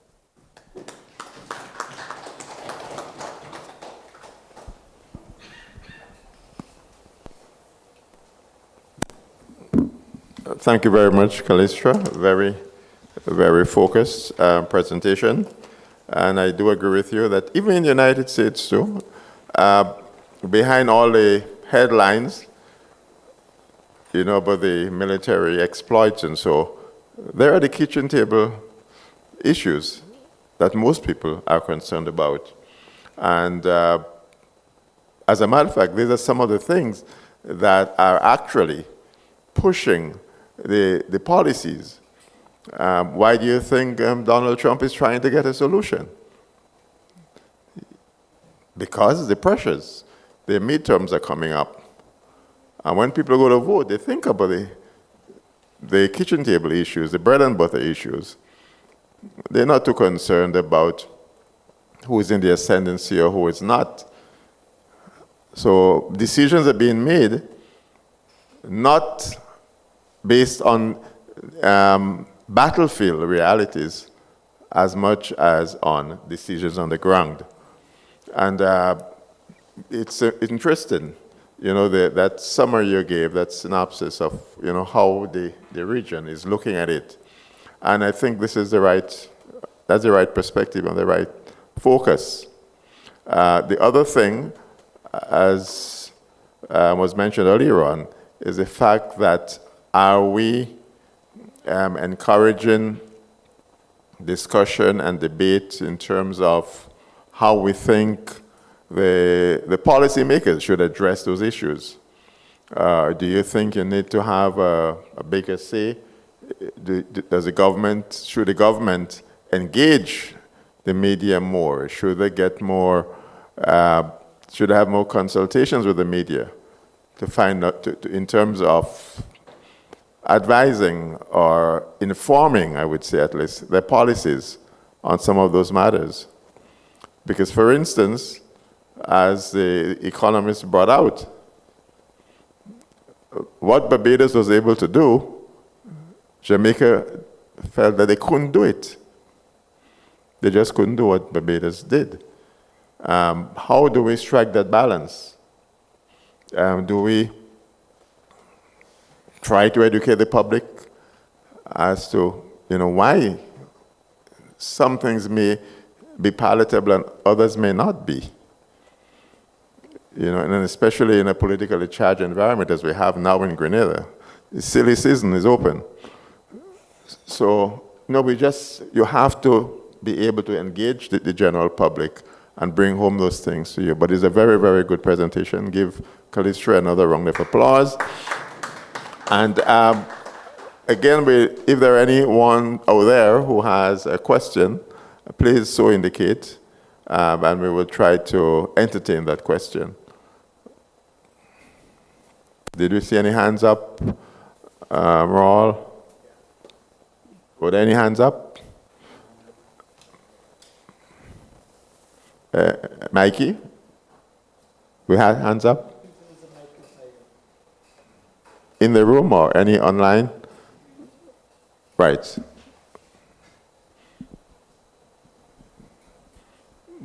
Just use the roving mic if you have a question.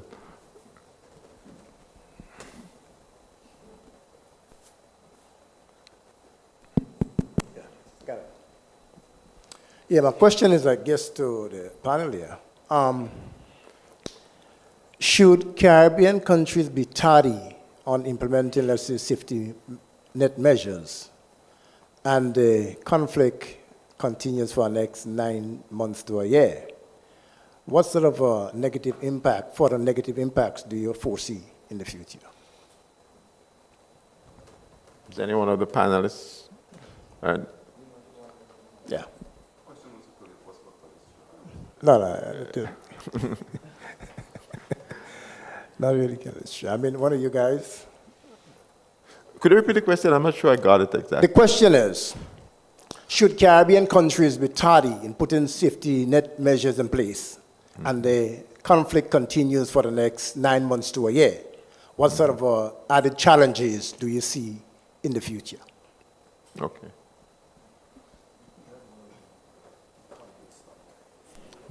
Are any of the economists still online? Well, Not yet, go on. Yeah, can I come in? Sure, that's Richard. Okay, so the question is, should we delay or should we respond right away? I think that's the question from Raul, and what are the implications of both? So the impacts are already upon us. There's no doubt about that, and some governments have acted, others have not. Others are contemplating what action they should take. The thing about these measures is they come like having a patient who is experiencing distress. Should you put them on life support or not? And as economists, we say you only put somebody on life support if you are prepared to turn it off. But if you make up your mind that you won't be able to turn it off, then you don't put it on. So the economists tell you that the measure should be targeted, clinical, and transitory, meaning for a time. So any measures taken, there should be conditions that should be announced ahead of time so that people know that when these conditions are met, those measures will be removed. The risk is always when people come to depend on them, expect them to be there, and the policymaker feel constrained to reverse them. But it's supposed to be a social compact that I will do this for you and in your interest under the following conditions. And when the conditions no longer exist, it's removed. It might be removed all of a sudden, it might be removed gradually. So again, Raw, sometimes delay depends on, do you have the fiscal space to do it in the first instance? Do you have to mobilize aid packages to help you put in those safety nets in place and so on? Do you first have to do a survey to determine those who are genuinely in need? Because again, the measures have to be direct, they have to be targeted, and they have to be very clinical. So you move too soon, you have a longer period of time to, carry this burden. You move too late, people are impaired, they are hurt, and stuff like that. And of course, the political calculus always play a role in that. Thank you very much, Richard. I have I guess Raul may want to respond, but just another point. For the media personnel here, does anyone know how much the government currently, but today is the 18th, right? And it's another gas price day. In every month, and the 18th is when the prices change up or down. Or it didn't change this time, it remained the same. That's why it didn't make news. But does anybody in here know what is the level of the tax right now? How much does the government get? It's still getting $350? Even? Right, that's what I'm saying. Does anybody know how much the government gets? What is the, I would say, the pain threshold? There was a time it was almost $5, many moons ago. What is it now? What's of the, for instance, the 20-pound cylinders? Is it zero? Is it subsidized? Media people know exactly. Does anyone know where that's at? It's capped, but does it mean that the government is subsidizing it 100%? Is the government getting a penny from it? Or are they spending, how much is the government contributing towards it? Huh? Oh, yes. So these are some of the things I think it's important for the media practitioners to be aware of. So in covering stories like this, you'll have an idea, of exactly what are some of the variables and is there any room for maneuvering? Is the government at a point where it just can't go anymore? Because don't forget, you have to balance those measures with the need to provide other services as healthcare and education and infrastructure and other things as well, which the same vulnerable will be expecting to receive from government as social services. I have someone at the back with a question.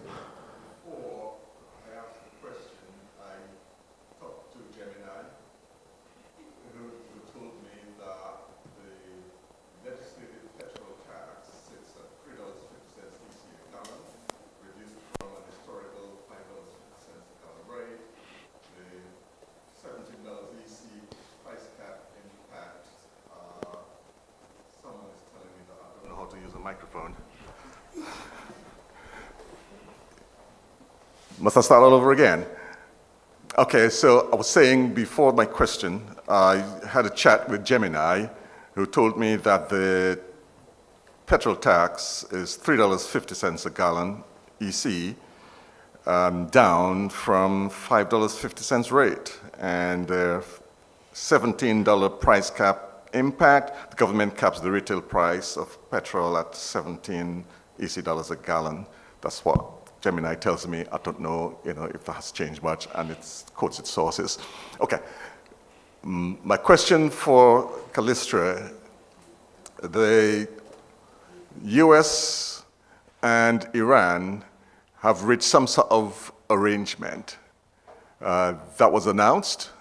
They've signed an MOU, and since then, the price of petrol, a barrel of gas has gone down to under $80 as of today, a barrel. How should the media in Grenada, considering other, and I'm using the term distractions loosely here, other distractions such as things like elections coming up and all of this other stuff, how should the media in Grenada then consider covering the new arrangement, the new prices, the potential impact in the context of the lowering of the price of petrol or a barrel of gas?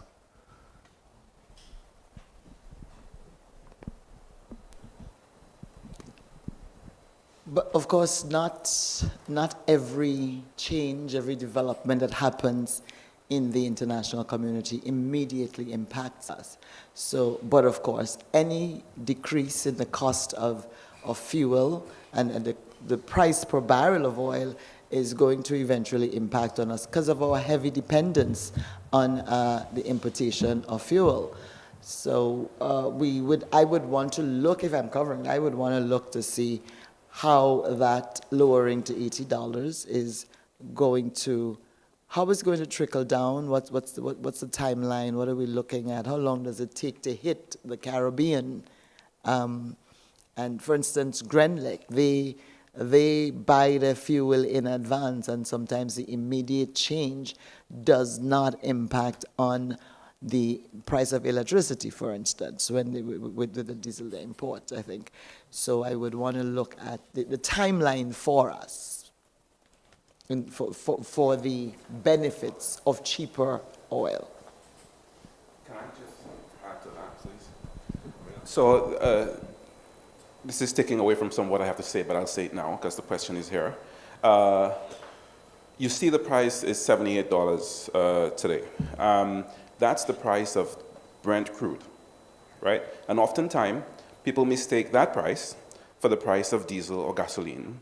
But crude actually has to go to be refined, and the refineries have their cost. So when we see the price move from, say, $110 to $80, the price of gasoline or diesel, the refined products, don't drop at the same rate that crude drops, right? Because you also have other costs. So for instance, to ship diesel and gasoline and so forth, you still have those insurance costs, you have freight costs, you have transportation, there's still dangers on the seas, insurance costs is still through the roof. So there are many other factors that impact the final finished product, that price. And it's not just the Brent crude price. What you see in the papers is the Brent crude rate and not the finished product rate, because I can tell you the cost of diesel and gasoline is still somewhere in the triple digits per barrel. Okay? If it's to Callister, sure. Well, since you answered, it's really very much to you, actually, unless you want me to hang on to it. No, please go on. Unless you want me to hang on to it. Yeah. For him to present. For him to do his presentation, I guess he may answer a lot of the questions we may have, if that's okay. Oh, that's okay. That's Right, fine. wonderful. So let me just let me give Colin a formal introduction and let him deal with your pain. Colin Francis, is going to be our next presenter. He is a respected business executive and a thought leader in the region for over 20 years. He has a lot of experience in energy, commercial and business sectors across the Caribbean. Mr. Francis currently serves as the general manager for Sol Petroleum in Grenada and St. Vincent. I'm just learning that now. Thought it was only Grenada. Where he leads one of the country's most critical energy businesses, overseeing commercial operations, supply, safety, and strategic growth opportunities. Mr. Francis holds degrees in business, law, and has an MBA. Beyond corporate responsibilities, he serves as the president of the Grenada Chamber of Industry and Commerce, and is the deputy chair of the OECS Business Council, playing an active role in shaping discussions on economic development, energy security, and private sector competitiveness across the region. With executive experience or extensive experience throughout the region, his insights are informed by executive leadership experience and active engagement in policies and business development initiatives which impact consumers and governments alike. I'm happy at this point in time to present to you Mr. Colin Francis.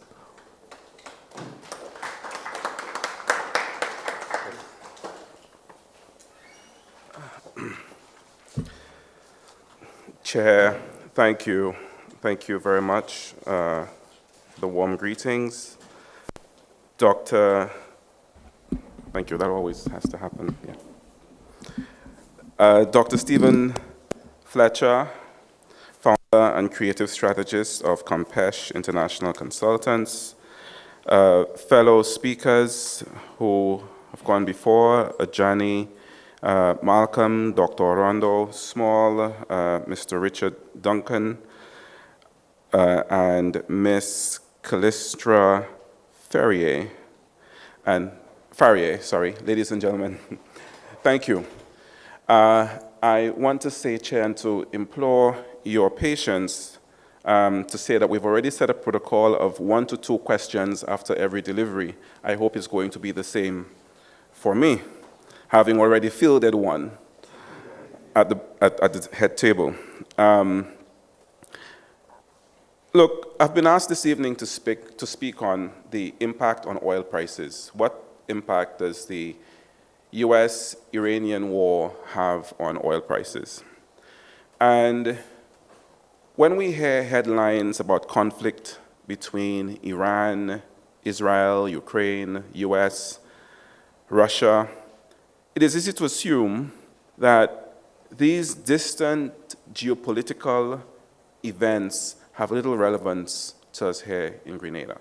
And I think that point has been made earlier this evening, where we're talking about what is the media doing to actually share with the common average man that something happening 6,000 to 7,000 miles away has a real impact on his pocket or her pocket. And so the world is facing one of its most significant geopolitical risks in recent years. As the private sector and also operating in the energy industry, There are three things commonly that we look for. Three things that when we see different trends, they concern us, and those have impact on the prices. One is supply. Supply, essentially, is can oil continue to flow? And so you ask the question, hey, are there refineries that are part of the conflict? Are there depots and storage facilities that are part of the conflict? And in this instance, absolutely. Are countries pulling back on production? It has happened. As a matter of fact, the IEA said that this war has caused what has been described as the largest supply disruption in the history of the global oil market. And to put that into context, the world's demand is somewhere around 100 to 105 million barrels per day. The producing countries, because of conflict and because of the issue in the Strait of Hormuz, which 20% of the world's oil goes through that narrow waterway, they've cut back production by around 10 to 14 million barrels per day, which is a significant amount, right? So is there a supply disruption? Absolutely. The second area is transportation. Can oil continue to move safely? Is essentially what we're asking ourselves in that regard. And around that is, again, you look at the Strait of Hormuz, and the movement of oil on tankers, for instance, what's happening there? Tank charters and tanker owners are faced with two critical decisions. Am I going to put my asset and deploy my asset in this conflict zone, or am I not? And if I am, I'm going to do it at a premium. What does that happen? What happens to price at that point? Price goes up. Your shipping costs have to go up. And not only am I going to go into that region, but now I need additional insurance. And what are the factors that make up the landed cost of fuel in Grenada? The cost, insurance, freight, right? The CIF. You see it every 18th, government puts out the CIF price. And not just oil, by the way. Any product, those of us who import, those of us who order things, we see what the duties are billed on. Those are the CIF prices. So insurance and freight costs are a real component to the pricing. The third piece is market uncertainty. And this one can be a little tricky, right? Because it's twofold. One, you look at how businesses are performing, and are businesses going to continue to make the investments in the infrastructures that they've committed to? How are they going to deploy CapEx in the short to medium term? And in addition to that, when you've got a conflict happening in a major oil exporting region, and the Middle East, the Persian Gulf area, they account for around a little over 30% of the world's production. The impact begins long before a barrel is lost, and that is where market uncertainty comes in. And how does this happen? Even before one barrel is lost, or a missile leaves the bunker to its target, traders, suppliers, shipping companies, governments, all begin assessing supply disruption. And so demand goes up. And this is the same for the region. The region, you saw the chart from our friends from CDB, heavy on oil imports, especially in your power company, right?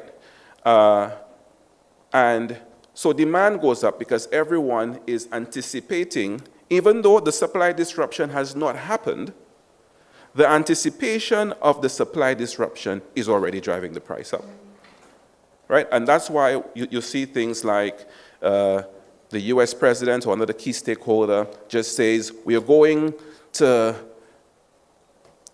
try to make a play at Iran in the next 2 weeks. It hasn't happened, but the price is already moving. If there's a U.S. aircraft carrier too close to an oil facility, the price is already going up because people are already speculating and they're already hedging and already anticipating some sort of disruption. So prices are moving, right? You saw the agreement signed with Iran, and immediately the prices dropped. If the ceasefire holds, we're expecting prices to continue on a downward trajectory. But those prices, as I explained earlier on, that you see published, those are the Brent crude prices. Eventually, the lower prices will come, and we're going to feel the effects in the region. Now there are two reasons for that. One, because what we're seeing is the Brent crude and the price of diesel and gasoline and jet fuel, for instance, they're all stabilizing on the market.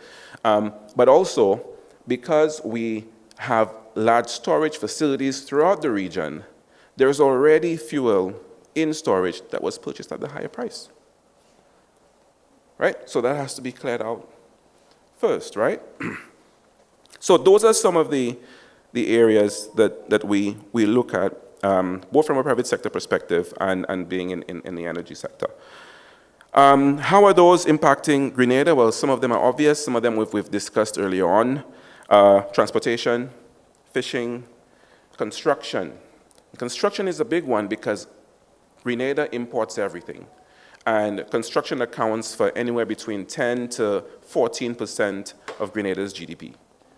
And if the price of construction is increasing, then the average homeowner or future homeowner has a decision, and they're probably having the discussions at their dinner tables right now. Should we continue this home, or should we wait when prices drop? And many a time, the prices are quick to go up, but very slow to come back down. And again, sometimes justified. But again, those are real discussions taking place at dinner tables right now. Someone who applied for a $500,000 mortgage to finish a home is being told by the contractor right now that price is probably $650,000 that they did not budget for. With increased construction, you also have, and this is the same for businesses, by the way. Increased construction, you have increased insurance premiums. The premium for a $500,000 home is different from a $650,000 home, $650,000 home. Right? So those are things that we need to contemplate, and there are also other knock-on effects. So in some jurisdictions, the permit fees from planning and development authority and so forth are a percentage of the construction cost. What your architect bills, what your engineer bills, all of those a lot of the times are a percentage on the overall construction cost. So just the fact that labor and raw materials, those costs are increasing, other parts of the entire project are increasing as well.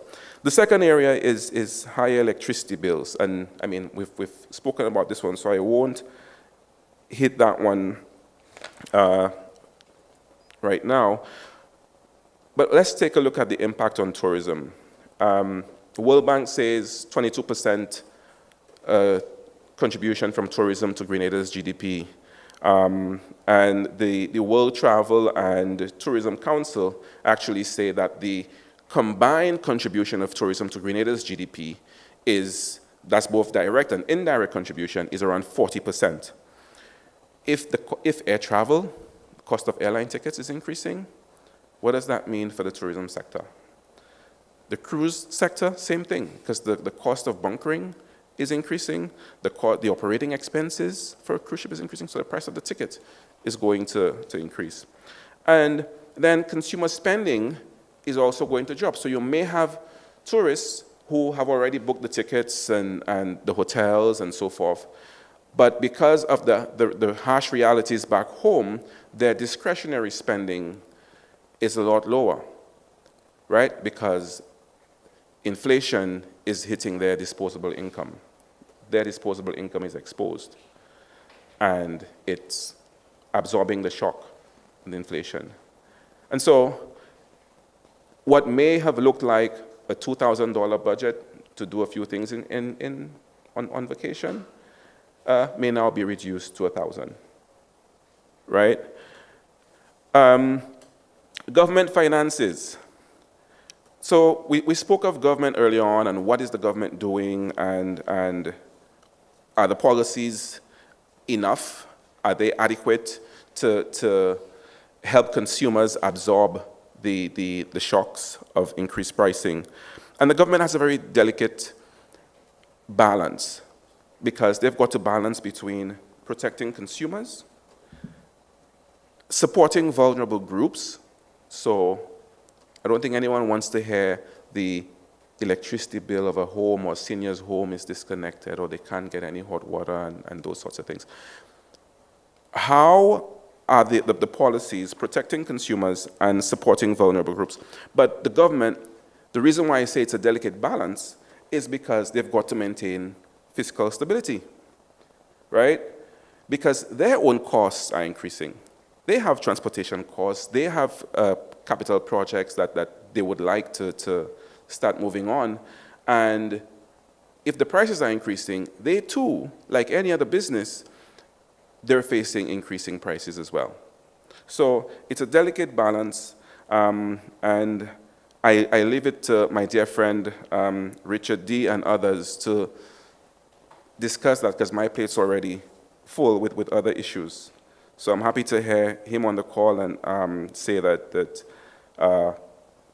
there's a position on it. Businesses, there's a cost risk, high operating cost, a demand risk, because as disposable incomes shrink, persons are going to purchase less, right? And the uncertainty risk. So businesses at this point are looking at where they're going to deploy CapEx, where are they going to continue investing. They're taking a look at their decision-making very closely. And that could also spill over into construction, because if businesses plan to expand and deploy CapEx and to build things and so forth, you have an impact on jobs. You have an impact on the construction industry, which is 10 to 14% of Grenada's GDP. And you also have banking, because it means not many businesses would be going to the banks for loans for growth, right? And several other sectors as well. So I believe what we need to really take a look at is, look, this is a threat that is facing not just Grenada, but it's also facing the region. And there's more of a concentration of risk, if you really think about it, because we've had COVID-19, we've had Hurricane Beryl, Jamaica had Hurricane Melissa, we have inflation, and we see with climate change, the harsh reality is we're probably going to see more severe storms. And we saw the graph from CDB on what 1 degree meant for what impact of 1 degree had on GDPs in the region. But every one of those events exposed the same vulnerability: external dependence. That is the vulnerability, external dependence. And so outside of all of the discussion where we're looking at how do we fix now, how do we try to land softly or gently and not have a rough landing, or how do we land at all? The lesson is we need to build a more robust and diverse economy. We need to build stronger relationship with our partners in the region, because while we cannot control the events in the Middle East, we can control how prepared we are when events out of our control occur. And that's all we need to do. So when the movie plays again, as we said earlier on, we're better prepared and we're a different role in the cast. That's it from me. Thank you very much.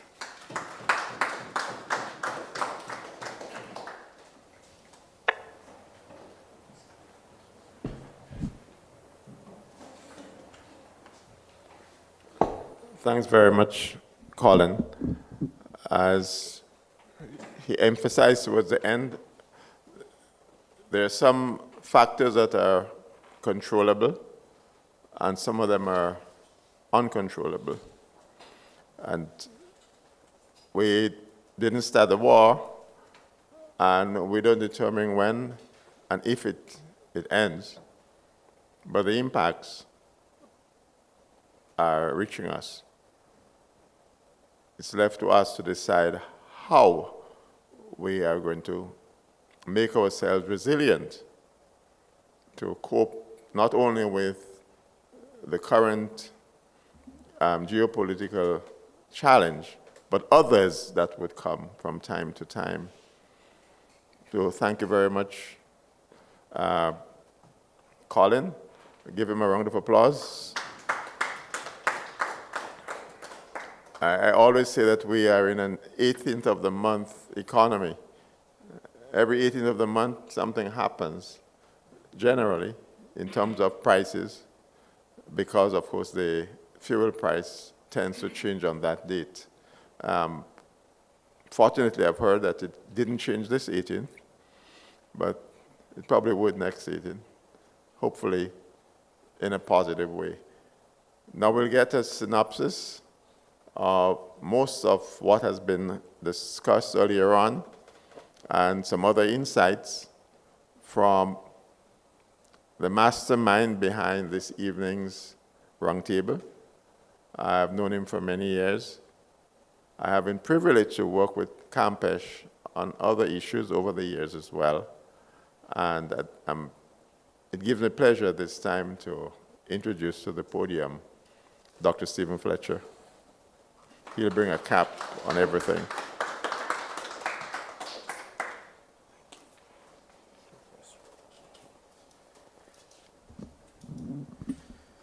Okay. Thank you very much, Mr. Bernard, moderator, for this evening's session. I know we are at the tail end of things, and you must be feeling very tired. Some of you have been sitting for the last 2 or so hours. So I promise I will try to be as snappy as possible so that we can wrap up soon and have you go home to digest some of the things that were said here. So let me recognize Mr. Richard Duncan, who had volunteered to be part of this, who accepted, I should say, the invite to be part of this discussion this evening. The 2 economists from the CDB, Mrs. Dr. Small and Ajani, thank you very much for the time you take to make this presentation. I also want to recognize Mr. Colin Francis, who has, again, agreed to and certainly did a fantastic job in summarizing what I call the energy talk. Thanks very much for that. And certainly Ms. Calistro, who is, I always consider to be one of our best trained journalists in financial matters. I think she's one of the exceptional journalists in Grenada who has received specific training in London, I think at the BBC. You had some BBC training, if I recall, and who is really has done an excellent job over the years on business issues. So I want to recognize those. Also in the audience, permit me to recognize some friends from way back. I want to start with my namesake, Stephen Nelson, from the same village. But also very important, I should say, from the time Campeche started this public discourse discussion, Stephen has been a strong supporter of this initiative in many ways.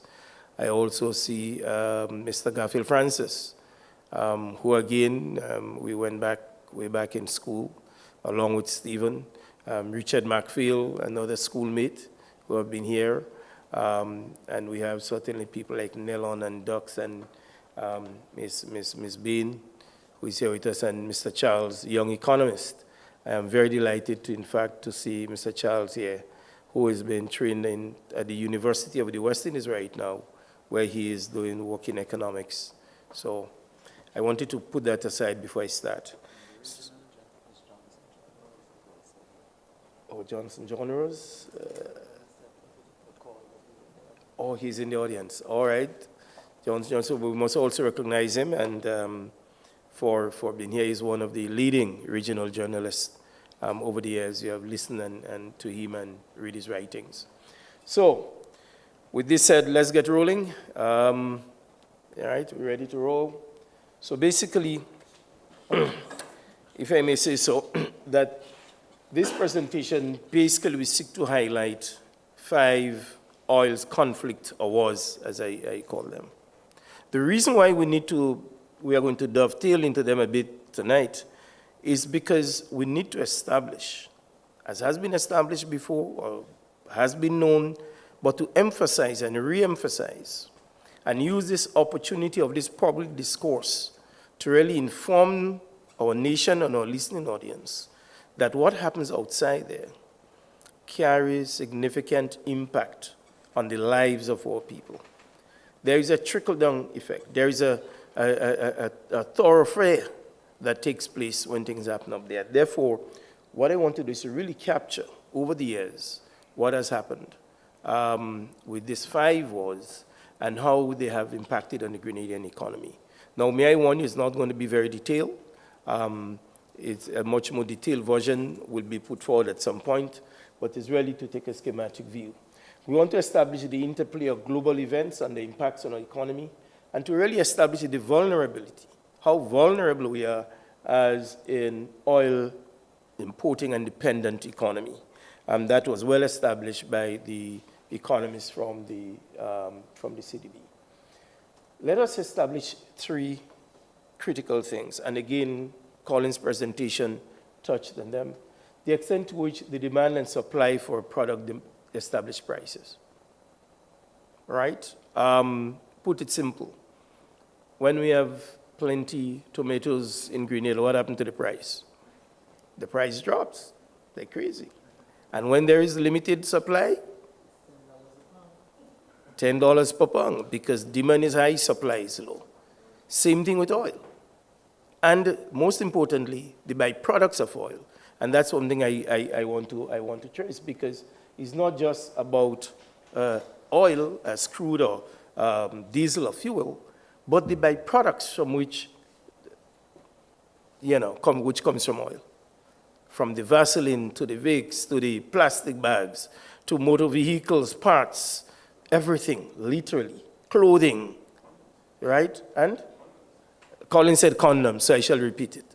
Yes, the plastics, everything that's latex, right? Everything is impacted.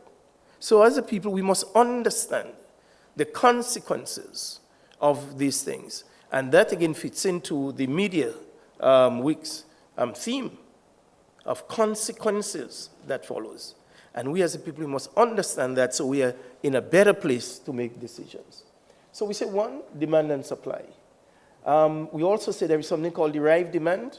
For example, the price of gas and oil increases, or products made from oil. Fertilizer is one of the critical ones. All right? The price of fertilizer in the US, as a result of this crisis, had increased as much as 58%. As much as 58%. What does that say for Grenadian farmers, regional farmers, who depend on fertilizer, who purchase fertilizer from those markets? And what are the consequential impact on food production, food cost, food security? Right? What does it mean for us? So we need to understand that those things come together and create a geopolitical interplay that affects the very lives of our people.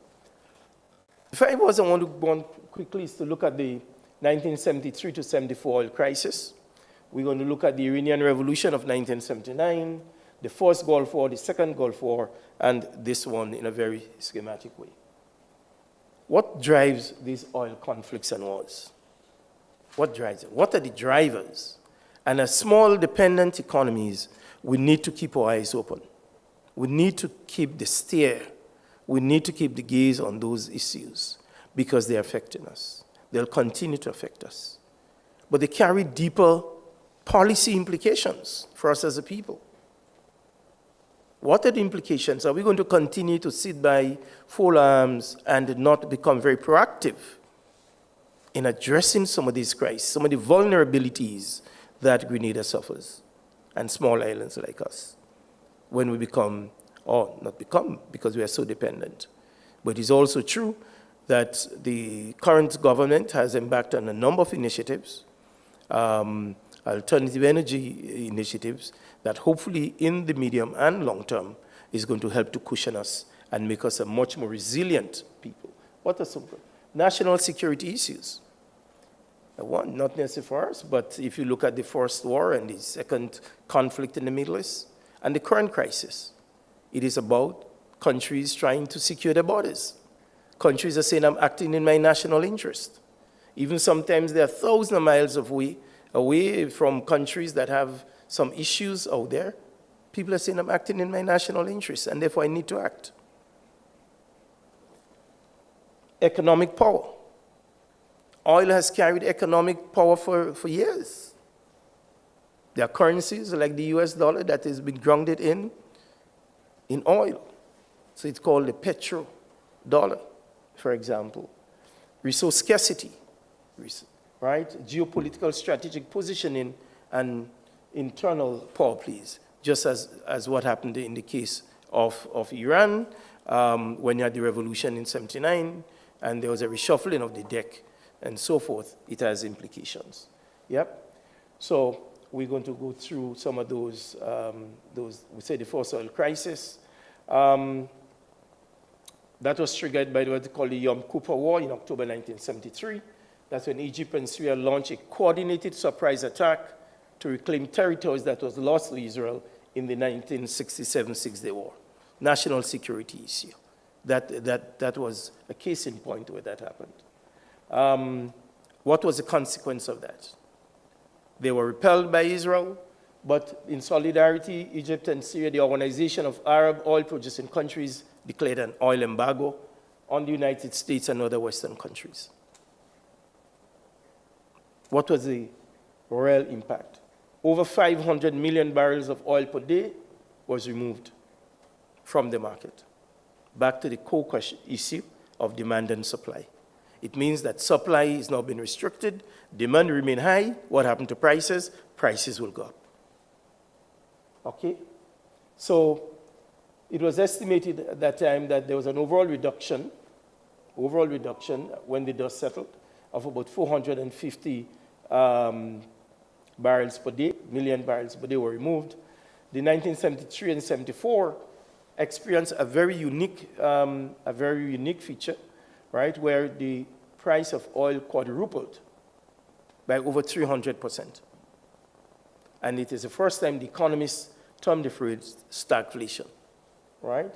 So you had serious problem. Crude prices rose from $3 to US $12 in a few months, and that was reflected later on in capital markets and so on, right? What happened generally globally? We have some of the figures here, which says that there was high unemployment, high inflation. Consumer price index rose from 9% in 1973 to 13% in 1974. In Europe, for example, you have another example here where the gross domestic product declined by 4.7%. In the USA, 2.5%. In Europe, 7% in Japan. So there are consequences when there are conflicts. And we all feel it. And because as small countries, we are so intertwined with the bigger countries as an important nation, we feel the consequences of it. The other point that I want to make here, which Colin so rightfully made and so eloquently made, is that there is a lag time when this price consequences take effect. Whether the price increase or decrease, it does not hit the pumps immediately. It takes sometimes months, sometimes years. So I have done some tracking of these prices over the years in Grenada, and there is a definite lag time you can see even on consumer prices. Not just on oil at the pumps, not just diesel, but on products, you see the consequences, and I'm going to mention some of this right now. So for example, I looked at 16 selected food items between 74 and 76. They're not all presented here. As I said, this is a brief summary. And it shows that, for example, corned beef declined in price from $3.14 in 1975, $2.81 in 1976, but then went back up to $2.20 by the end of 1976, right? So there are times when we are faced with crisis, and it's not always doom and gloom for every single item, and in a general way, because it goes up and down, it fluctuates, right? So we also have to bear that in mind, okay? The Iranian Revolution of 1979 is the other one we need to point to. And during that period, it says it referred to, there was a loss of 4.8 million barrels per day from Iranian oil fields, leading to a cumulative loss with other countries of 500 million barrels per day, or a 7% loss on the global market. What would that say for prices, right? We establish the demand and supply relationship, and so we understand that to a large extent. So price per barrel of oil went from $13 to $34, right? Between 1979 and 1980, okay? So, sorry, let me just come back one here, right? So here, right, good. So part of what happened, part of the consequence of the Iranian Revolution was that it led to increases in diesel and fuel prices, the cost of transporting goods, and consumer prices worldwide increased. The UK economy went into recession, as did most of the Western economies of the early 1980s crises. And what happened? Whenever they're in trouble, we also in greater trouble because of our dependency. Yes? So let's move briefly to the first Gulf War 1990 to 1991. Again, what happened? Because, as Colin established, that the region, the Middle Eastern region, as it's called, accounts for over 30% of the global supply of oil. And not just oil. Remember, the products that comes from oil. When you go in the supermarket and you see some of the prices hitting the roof, these are not oil prices you're seeing. You're seeing the byproducts, the products that are derived from oil. And the transportation, for example, as we referred to earlier on. The cost of transportation increased, not just for oil, but for all goods and services, all goods that are exported. Yeah? So we have those. And in the case of the first Gulf War, which was the invasion of Kuwait by Iraq, prices spiked from US $15 to $40 per barrel. Right? So there have other consequences followed. The Canada, prices increased in Canada. The US inflation rate, as measured by their consumer price index, was 6.1% in 1990, but declined to 3.1% in 1991. Again, establishing that not all crisis has that overarching and continuous trajectory of increases. Things do happen that cause prices to decline, right? And what happened? The decline here was mainly due to the fact that the war was shot, and other countries in the region, other oil-producing countries, increased production of oil after a while, and therefore the total impact was not felt for a long time. Then there was the I will just go to the Grenada situation now. What happened in Grenada? Inflation rate in Grenada was 3.7%, right? It followed a high of 5.6% in 1989. However, by 1991, the rate of inflation fell to 2.6%, but climbed a little bit upwards to 3.8% in mid-1992. Again, showing that there is valleys and mountains and peaks and so on, largely fueled by what's happening on the outside.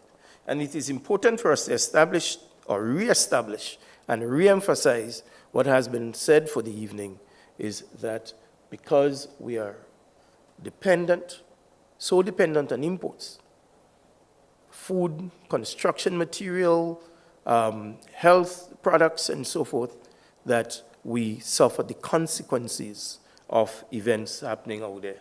It shows what the economists will call the vulnerabilities of small countries like ours. Yeah? In 2003, we had a similar situation again, right? Where the invasion of Iraq took place. Major oil producing country at the time. Iraq was contributing approximately 17% of the world production of oil, right? And the price went from 25 US dollars per barrel to between 25 to $40 per barrel, right? Here we have some estimates as to the amount of oil that was removed from the world market, and also the consequences on countries like Canada and the United States. Why is it important that we follow this? Is because, again, dependency, whether it's on food, tourism, right, which is a big one for us, travel by Grenadians overseas wanting to return home, and the likely consequences that you're going to have on travel. Recently, we heard of what happened with one of the airlines in the US, one of the low-cost airlines, can't recall the name now, that basically had to close down, got out of business because of the rise in fuel prices. So these have real consequences on us. So we have to bear that in mind. I just want to mention briefly, it has been dealt with extensively by the economists from CDB, but I will just want to underline the fact that there are consequences on all products. We target and we look to see what's happening on the 18th of every month, whether the price of fuel, gas, diesel, and our cooking gas, liquid gas, goes up, down, or in between. That is important. But we forget when we walk into the supermarkets, when we go shopping, that all these products are impacted in some way or the other by the price of oil, the original price of the crude oil, the transportation cost, the insurance cost, the processing cost. So when we walk into the supermarket and we see the prices heading north, it's largely because of some of those consequences that are occurring because of what we are experiencing from those oil wars. Yeah? So here we have some broad data on what has been reported in places like Yahoo Finance, where oil is getting off the market. The cost of a barrel of oil has increased from 65 at the start to $100. The average price per liter of oil in the US, for example, has moved from $3 to $4.51 at the time of doing this. And this is in particular states. It's vary from state to state. So if it's happening out there, what about us? And the question was raised earlier on. What is the cost of the government of Grenada? And what is the cost to the treasury? And what is the cost of providing services to people when the government absorbed this increase in cost? When government are made literally to hold that chain, if I should say so, to keep the price, to subsidize the price at that level, to the cost of millions of dollars. We heard earlier on that the tax went from $5.50 to $3.50. What is that? What does that mean for the treasury? What does it mean for the ability of the government to provide services, to repair the roads, to buy medication, to keep the schools open, to keep services operating? It is a significant cost. And I rather suspect that the government would be challenged to continue the policy of mass subsidization of fuel prices. How long will it do that for? And this is why, as pointed out earlier on by the president of EMOG, that the focus of the media is not on the superiority of military armaments and so forth, but it's the human stories, the human impact. Right? It is the human impact. And therefore, in the region, we are known to be very concerned about the human impact of these wars and the consequences that are likely to follow. So we got to begin to think through those issues and to ask the question, how can we, in fact, protect ourselves, build a more resilient economy, and it stems from the household, that every household has become conscious, has become aware of the consequences of how externalities, external events are impacting not just on the economy, but on the individual household and our spending. All right? So when we argue sometimes that the dollar can no longer go as far as it used to go, we ask ourselves, what are the reasons for it? What caused these things to happen? Why is it happening? And how we as individuals and as households can take action to protect, to become much more resilient, and to find measures that allow us to survive. And I think Garfield really raised one of the most important questions for the evening. How do we get the message out? How do we get the message to every household, to every nook and cranny of Grenada, Carriacou, and Petit Martinique, so that we understand the world that we are living in and be prepared to take individual and collective actions to protect our economies, our household, and certainly our communities. Thank you very much.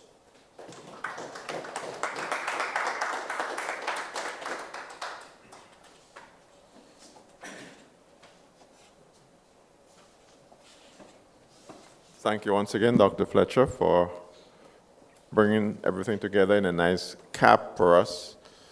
As we have listened to our final presentation, I'm sure there are a few questions. Are we seeing any from the listeners out there?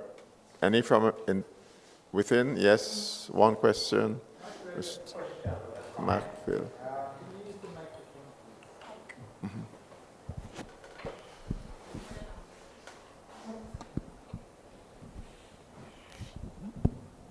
It was not really a question, but a comment. Dr. Fletcher mentioned about the impact on prices of goods on the supermarket shelf. But we have seen an increase in recent times before the war, and now everything is being blamed on the war in terms of the profiteering of the businesses. I mean, because most of the stock on island is old stock that's been there for quite a while, but yet we see prices going up and up and up. So how do we fix it? Does anyone venture? Okay, very, very important question, very useful. I cannot speak to the issue of the aging of the stocks and the impact, of what's happening today. That I cannot speak to. But I can tell you this, that I try to track some of those things over time. And one of the pieces of work that I attempted to do and stopped, Richard, is really to track prices over time and to see what extent there is a level of probably profiteering, as you call it, happening. But to really prove that, we have to go back to see what has been the tracking.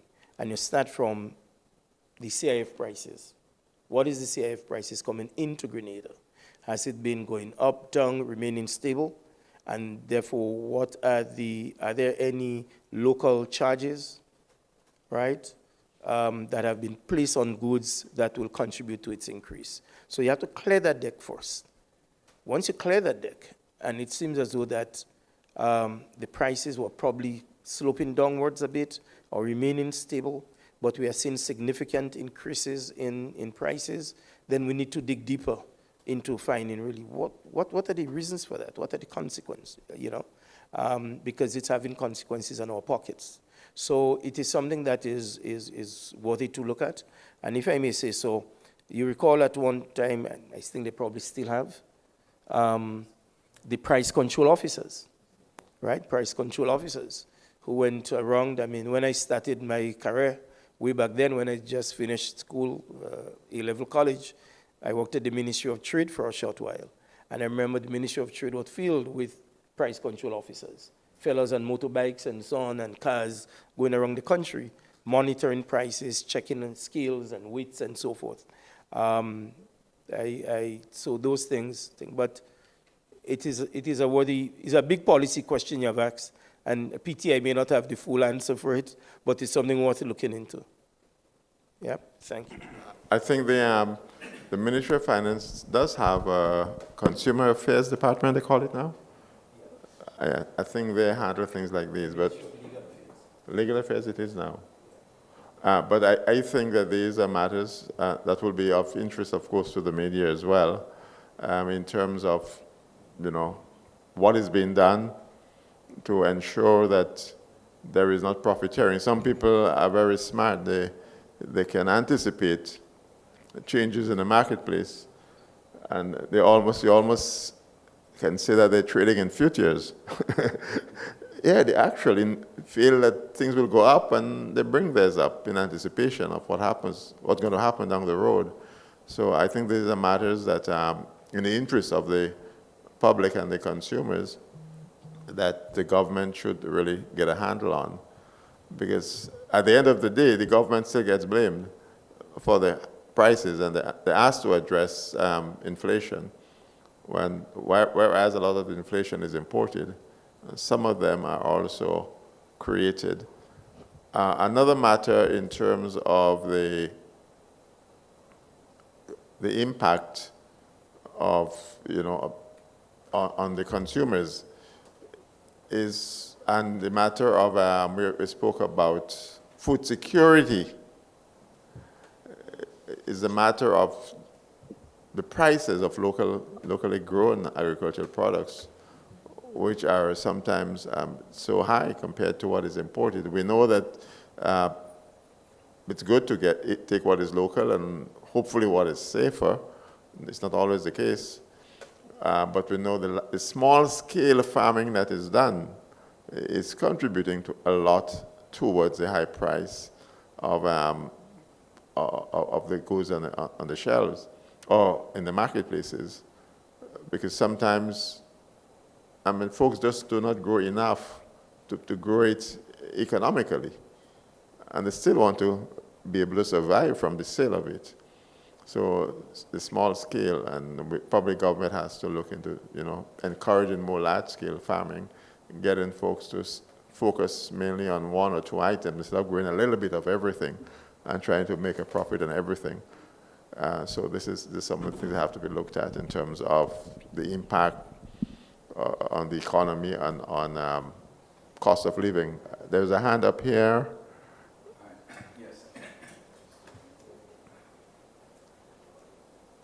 Do you have, okay. So Jude, if there's not in the room. Hello? Yeah, I was just saying my hand is up. Oh, sure, go right ahead. Okay, so I do not want to age Dr. Fletcher, and by extension, age myself. So we say when he left E-level college, how robust the price control situation was. He's talking the period of the revolution. At a time when there was a regime that genuinely was a workers' regime protecting the rights of workers and so forth. And there was no need for the government to be in the pocket of the private sector. Things have changed. So right now, it's different. Coming out of these crises, and we have been through several of them as he has pointed out, is there a role for a consumer advocacy agency? What do I mean by that? Not what's in the Ministry of Legal Affairs, consumer protection, that's fine. And you need that. But I'm thinking that when it comes to consumers themselves, whether the government could sponsor the creation of an entity where its membership is made up of representatives from the trade union movement, from civil society and so on, and actually help fund its existence and its secretariat and so on. So they have an active role to play in monitoring these things, not just prices, but quality, right? And supporting what the work that's being done by the people in the Ministry of Legal Affairs and Consumer Protection. So again, I'm saying out of every crisis, what institutions can we build, can we strengthen so that when the next movie is being filmed, we have a different role and we're up in a different place because there will be many more movies to come like this one. Thanks. Very much, Richard. Thanks. Yes. Hi. My question was really directed and the to name again is Stephen Nelson. Stephen Nelson. Nelson. Right. Stephen. My question was really directed to the economists from UE, and they had this chart that showed the energy from fossil fuels of the various islands, and I noticed that Belize had only 40% of the energy came from fossil fuels, while the rest of the other islands were all like 85 plus. And I was wondering, I wanted to know, why is that the case, and what steps they took, and why is it that the other islands did not implement similar steps? Any takers? I'm not sure if any of them are still online.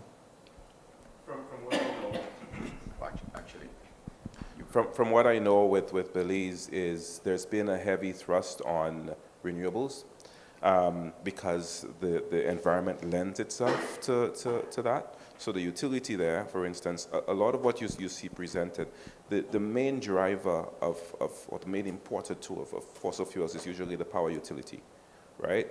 And so in Belize, I remember being at a Carolec conference just about a month ago, and that was one of the things that we were talking about, that Belize has made stride. They're doing geothermal, wind power, and so forth. So that's reducing the dependence on fossil fuels because they're offsetting that. Now, there's a way to go about doing it. It's not just you flick a switch tomorrow, because Barbados has tried it, and Barbados has run into some problems because they needed to add in battery storage and so forth, right? So that's what's happening in Belize, to answer your question. That's why you see the bar for Belize a little lower, because if you looked at the renewables bar, theirs would be a little higher. Mm-hmm. Okay. If I may just add from the Grenadian perspective, and I mentioned briefly that in the future, you're likely to see a reduction on fossil fuels. There is a major attempt right now to go the route of the renewables. In fact, a solar battery pack will be established pretty soon. The financing have been secured for it, and it's going to be a major game changer in the way that Grenada consumes and uses energy. So there is that move that's on. And I think the current crisis has taught the region quite a number of things about the dependency on external energy supplies and fossil fuels. So I think you're likely to see some changes in that area. Is there a project called Solar for All or something like that? Yes. Yep. Yeah, I think I saw, while he's getting the mic, yeah, there was an advertisement out about this project coming, Solar for All, yeah, or something of that sort. Yes, it's just, I lived and worked in St. Eustatius for a little over 2 years. It's a tiny island that hardly anybody here has heard about, but it's 5 miles from St. Kitts. And well over 50% of the electricity is generated by solar. So in the daytime, from dawn until dusk, the electricity is generated strictly by solar. And before I left, about 2 years ago, I think by 2028, they were looking to have their energy up to 80% because they wanted to include wind as well, because it's pretty windy. And in the 2+ years that I spent there, I never paid more than $25, $30 for electricity a month. I know during the summer months I heard people complain that the electricity bills were pretty steep but these were the people who kept the air conditioner on all day and all night and all day and all night. But I spent 2 years there plus, and never once did my bill go beyond $25, $30 a month. But they've put a lot of effort into the solar, a little solar farm, and then they're adding the batteries that way because they want to stretch it beyond the dusk to dawn, and then add solar as wind as well. So it's something Grenada can think about. Right. Did I see another hand? If no hand, we'll try to put it. Oh, there's someone. Yes, please. Identify yourself and please make your contribution. Are we seeing any on the stream? None on the stream. Hello, everyone. Nesta Bain. It's not so much a question, but a comment, and just reflecting on the presentations made this evening. One thing that stood out to me is when Mr. Duncan said, crisis forces you to become innovative, resilient, and it also gives yield to new institutions. And that brought me back to what we went through during COVID time. My area is education, so through all of it, I'm looking at how the education aspect come in or can play in. And we cannot turn a blind side to it because with all of what's going on, impacting education as well. For example, when we look at the number of students or prospective or potential citizens looking to go study outside of Grenada, they now have to factor in what are the additional costs I have to put in to make sure I finish or I meet my needs while I'm away from home. Look, for example, in Jamaica, the service to ensure that you're living comfortable as a student, you have to now increase your spending by at least 30%.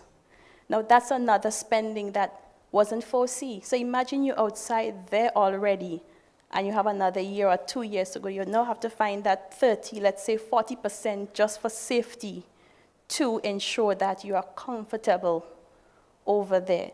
So in all of that, I'm saying this to say that now, with all of that, we have to see educational institutions now have to see what can we do to make sure that our numbers remain high, but not at a disadvantage to the prospective students.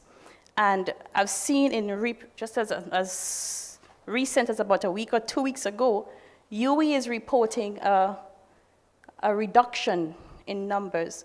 And I think this is an opportunity where they can now look into that, just like how COVID was the birth of online learning for a lot of institutions. They would now have to go back to the drawing table amidst all of that to see how can I make it cost effective amidst the global crisis that we are faced with right now. Very much. And this is a nice way to put a cap on the discussions. As we have looked at this evening, the war is just one of those inevitable external shocks that would come.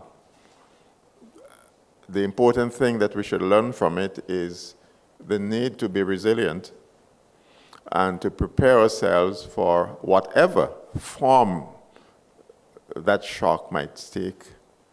And if there is one thing that should come out of all the discussions we had tonight, the very wonderful presentations we had from our panelists, from the CDB, we had Dr. Small, we had Xavier Malcolm, we had locally, we had Mr. Richard Duncan, our main presenter, Dr. Stephen Fletcher, Brother Colin Francis. From all of those presentations, we highlighted vulnerabilities that we face as a country, exposure to shocks of one form or the other. And they highlight the need for us to look for preventative measures that will insulate us to some extent, not 100%, but the more aware we become of our exposure to those shocks, hopefully the more it will drive us to seek solutions internally that will help to make us more resilient against them, not if they come, but when they come, because these are inevitable happenings in the world in which we live today. And I want to thank everyone for being here. I want to give an opportunity to our co-sponsor of this event, which was is MWAG, Ms. Felicia Faria, to also give us closing remarks on this evening's discourse and to help to bring us to an end tonight. Thank you.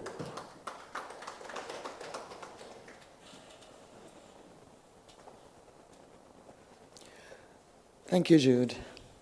And thanks to everyone in the room for coming and for participating. The questions were strong, and I hope the answers were equally satisfying to those who asked and to those who also listened to it. This event, when Dr. Fletcher called me, came to me by way of GBN, called GBN about getting the media involved in this, and GBN said, well, that sounds like something for MWAG. And so he called me. And when he did, I immediately said yes, because MWAG has always been, in one way or the other, part of the national conversation. And this conversation here tonight is, there is no more urgent conversation for us to have, because all of these issues that are happening, and we focused on Iran and the US, but all of these, because of our vulnerability, because of our dependence on imports of food insecurity in a lot of the Caribbean countries, what is happening around the globe, even in our backyard, Venezuela, they impact us at the kitchen table level. And I believe that we need to do a lot more to raise awareness among our people so that they can react, that they can begin to live in a particular way that prepares them for what is happening and what is to come. A lot more conversation needs to happen outside of what people sit in their living rooms and watch on CNN and the BBC, and the perspectives that what you see there is a little bit divorced from what we need to be concerned about when the impact of what's happening out there begins to trickle down to us in the Caribbean, in these smaller countries. And so I was very happy to collaborate with Campeche International Consultants on this project, and I look forward, Dr. Fletcher, to more collaboration on the important national conversations with you, yes.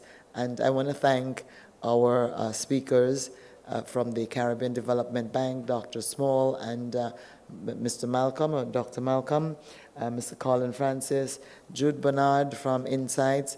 Jude has been crunching the numbers for the political parties. Have you, Jude? Can you give us some scoop, some tea on how things are looking, Jude? And I want to thank everyone in the room and everyone who joined us online. This has been part of, we accommodated this within our Media Week activity, which we launched on Sunday at the Lady Help of Christians Catholic Church. And press freedom and responsibility in a time of consequence does not tie in better, with a better function than what we had here tonight. And we are very happy to have this as part of our lineup for Media Week, which ends this weekend. So thank you everyone for being here. Good night and get home safely, everybody.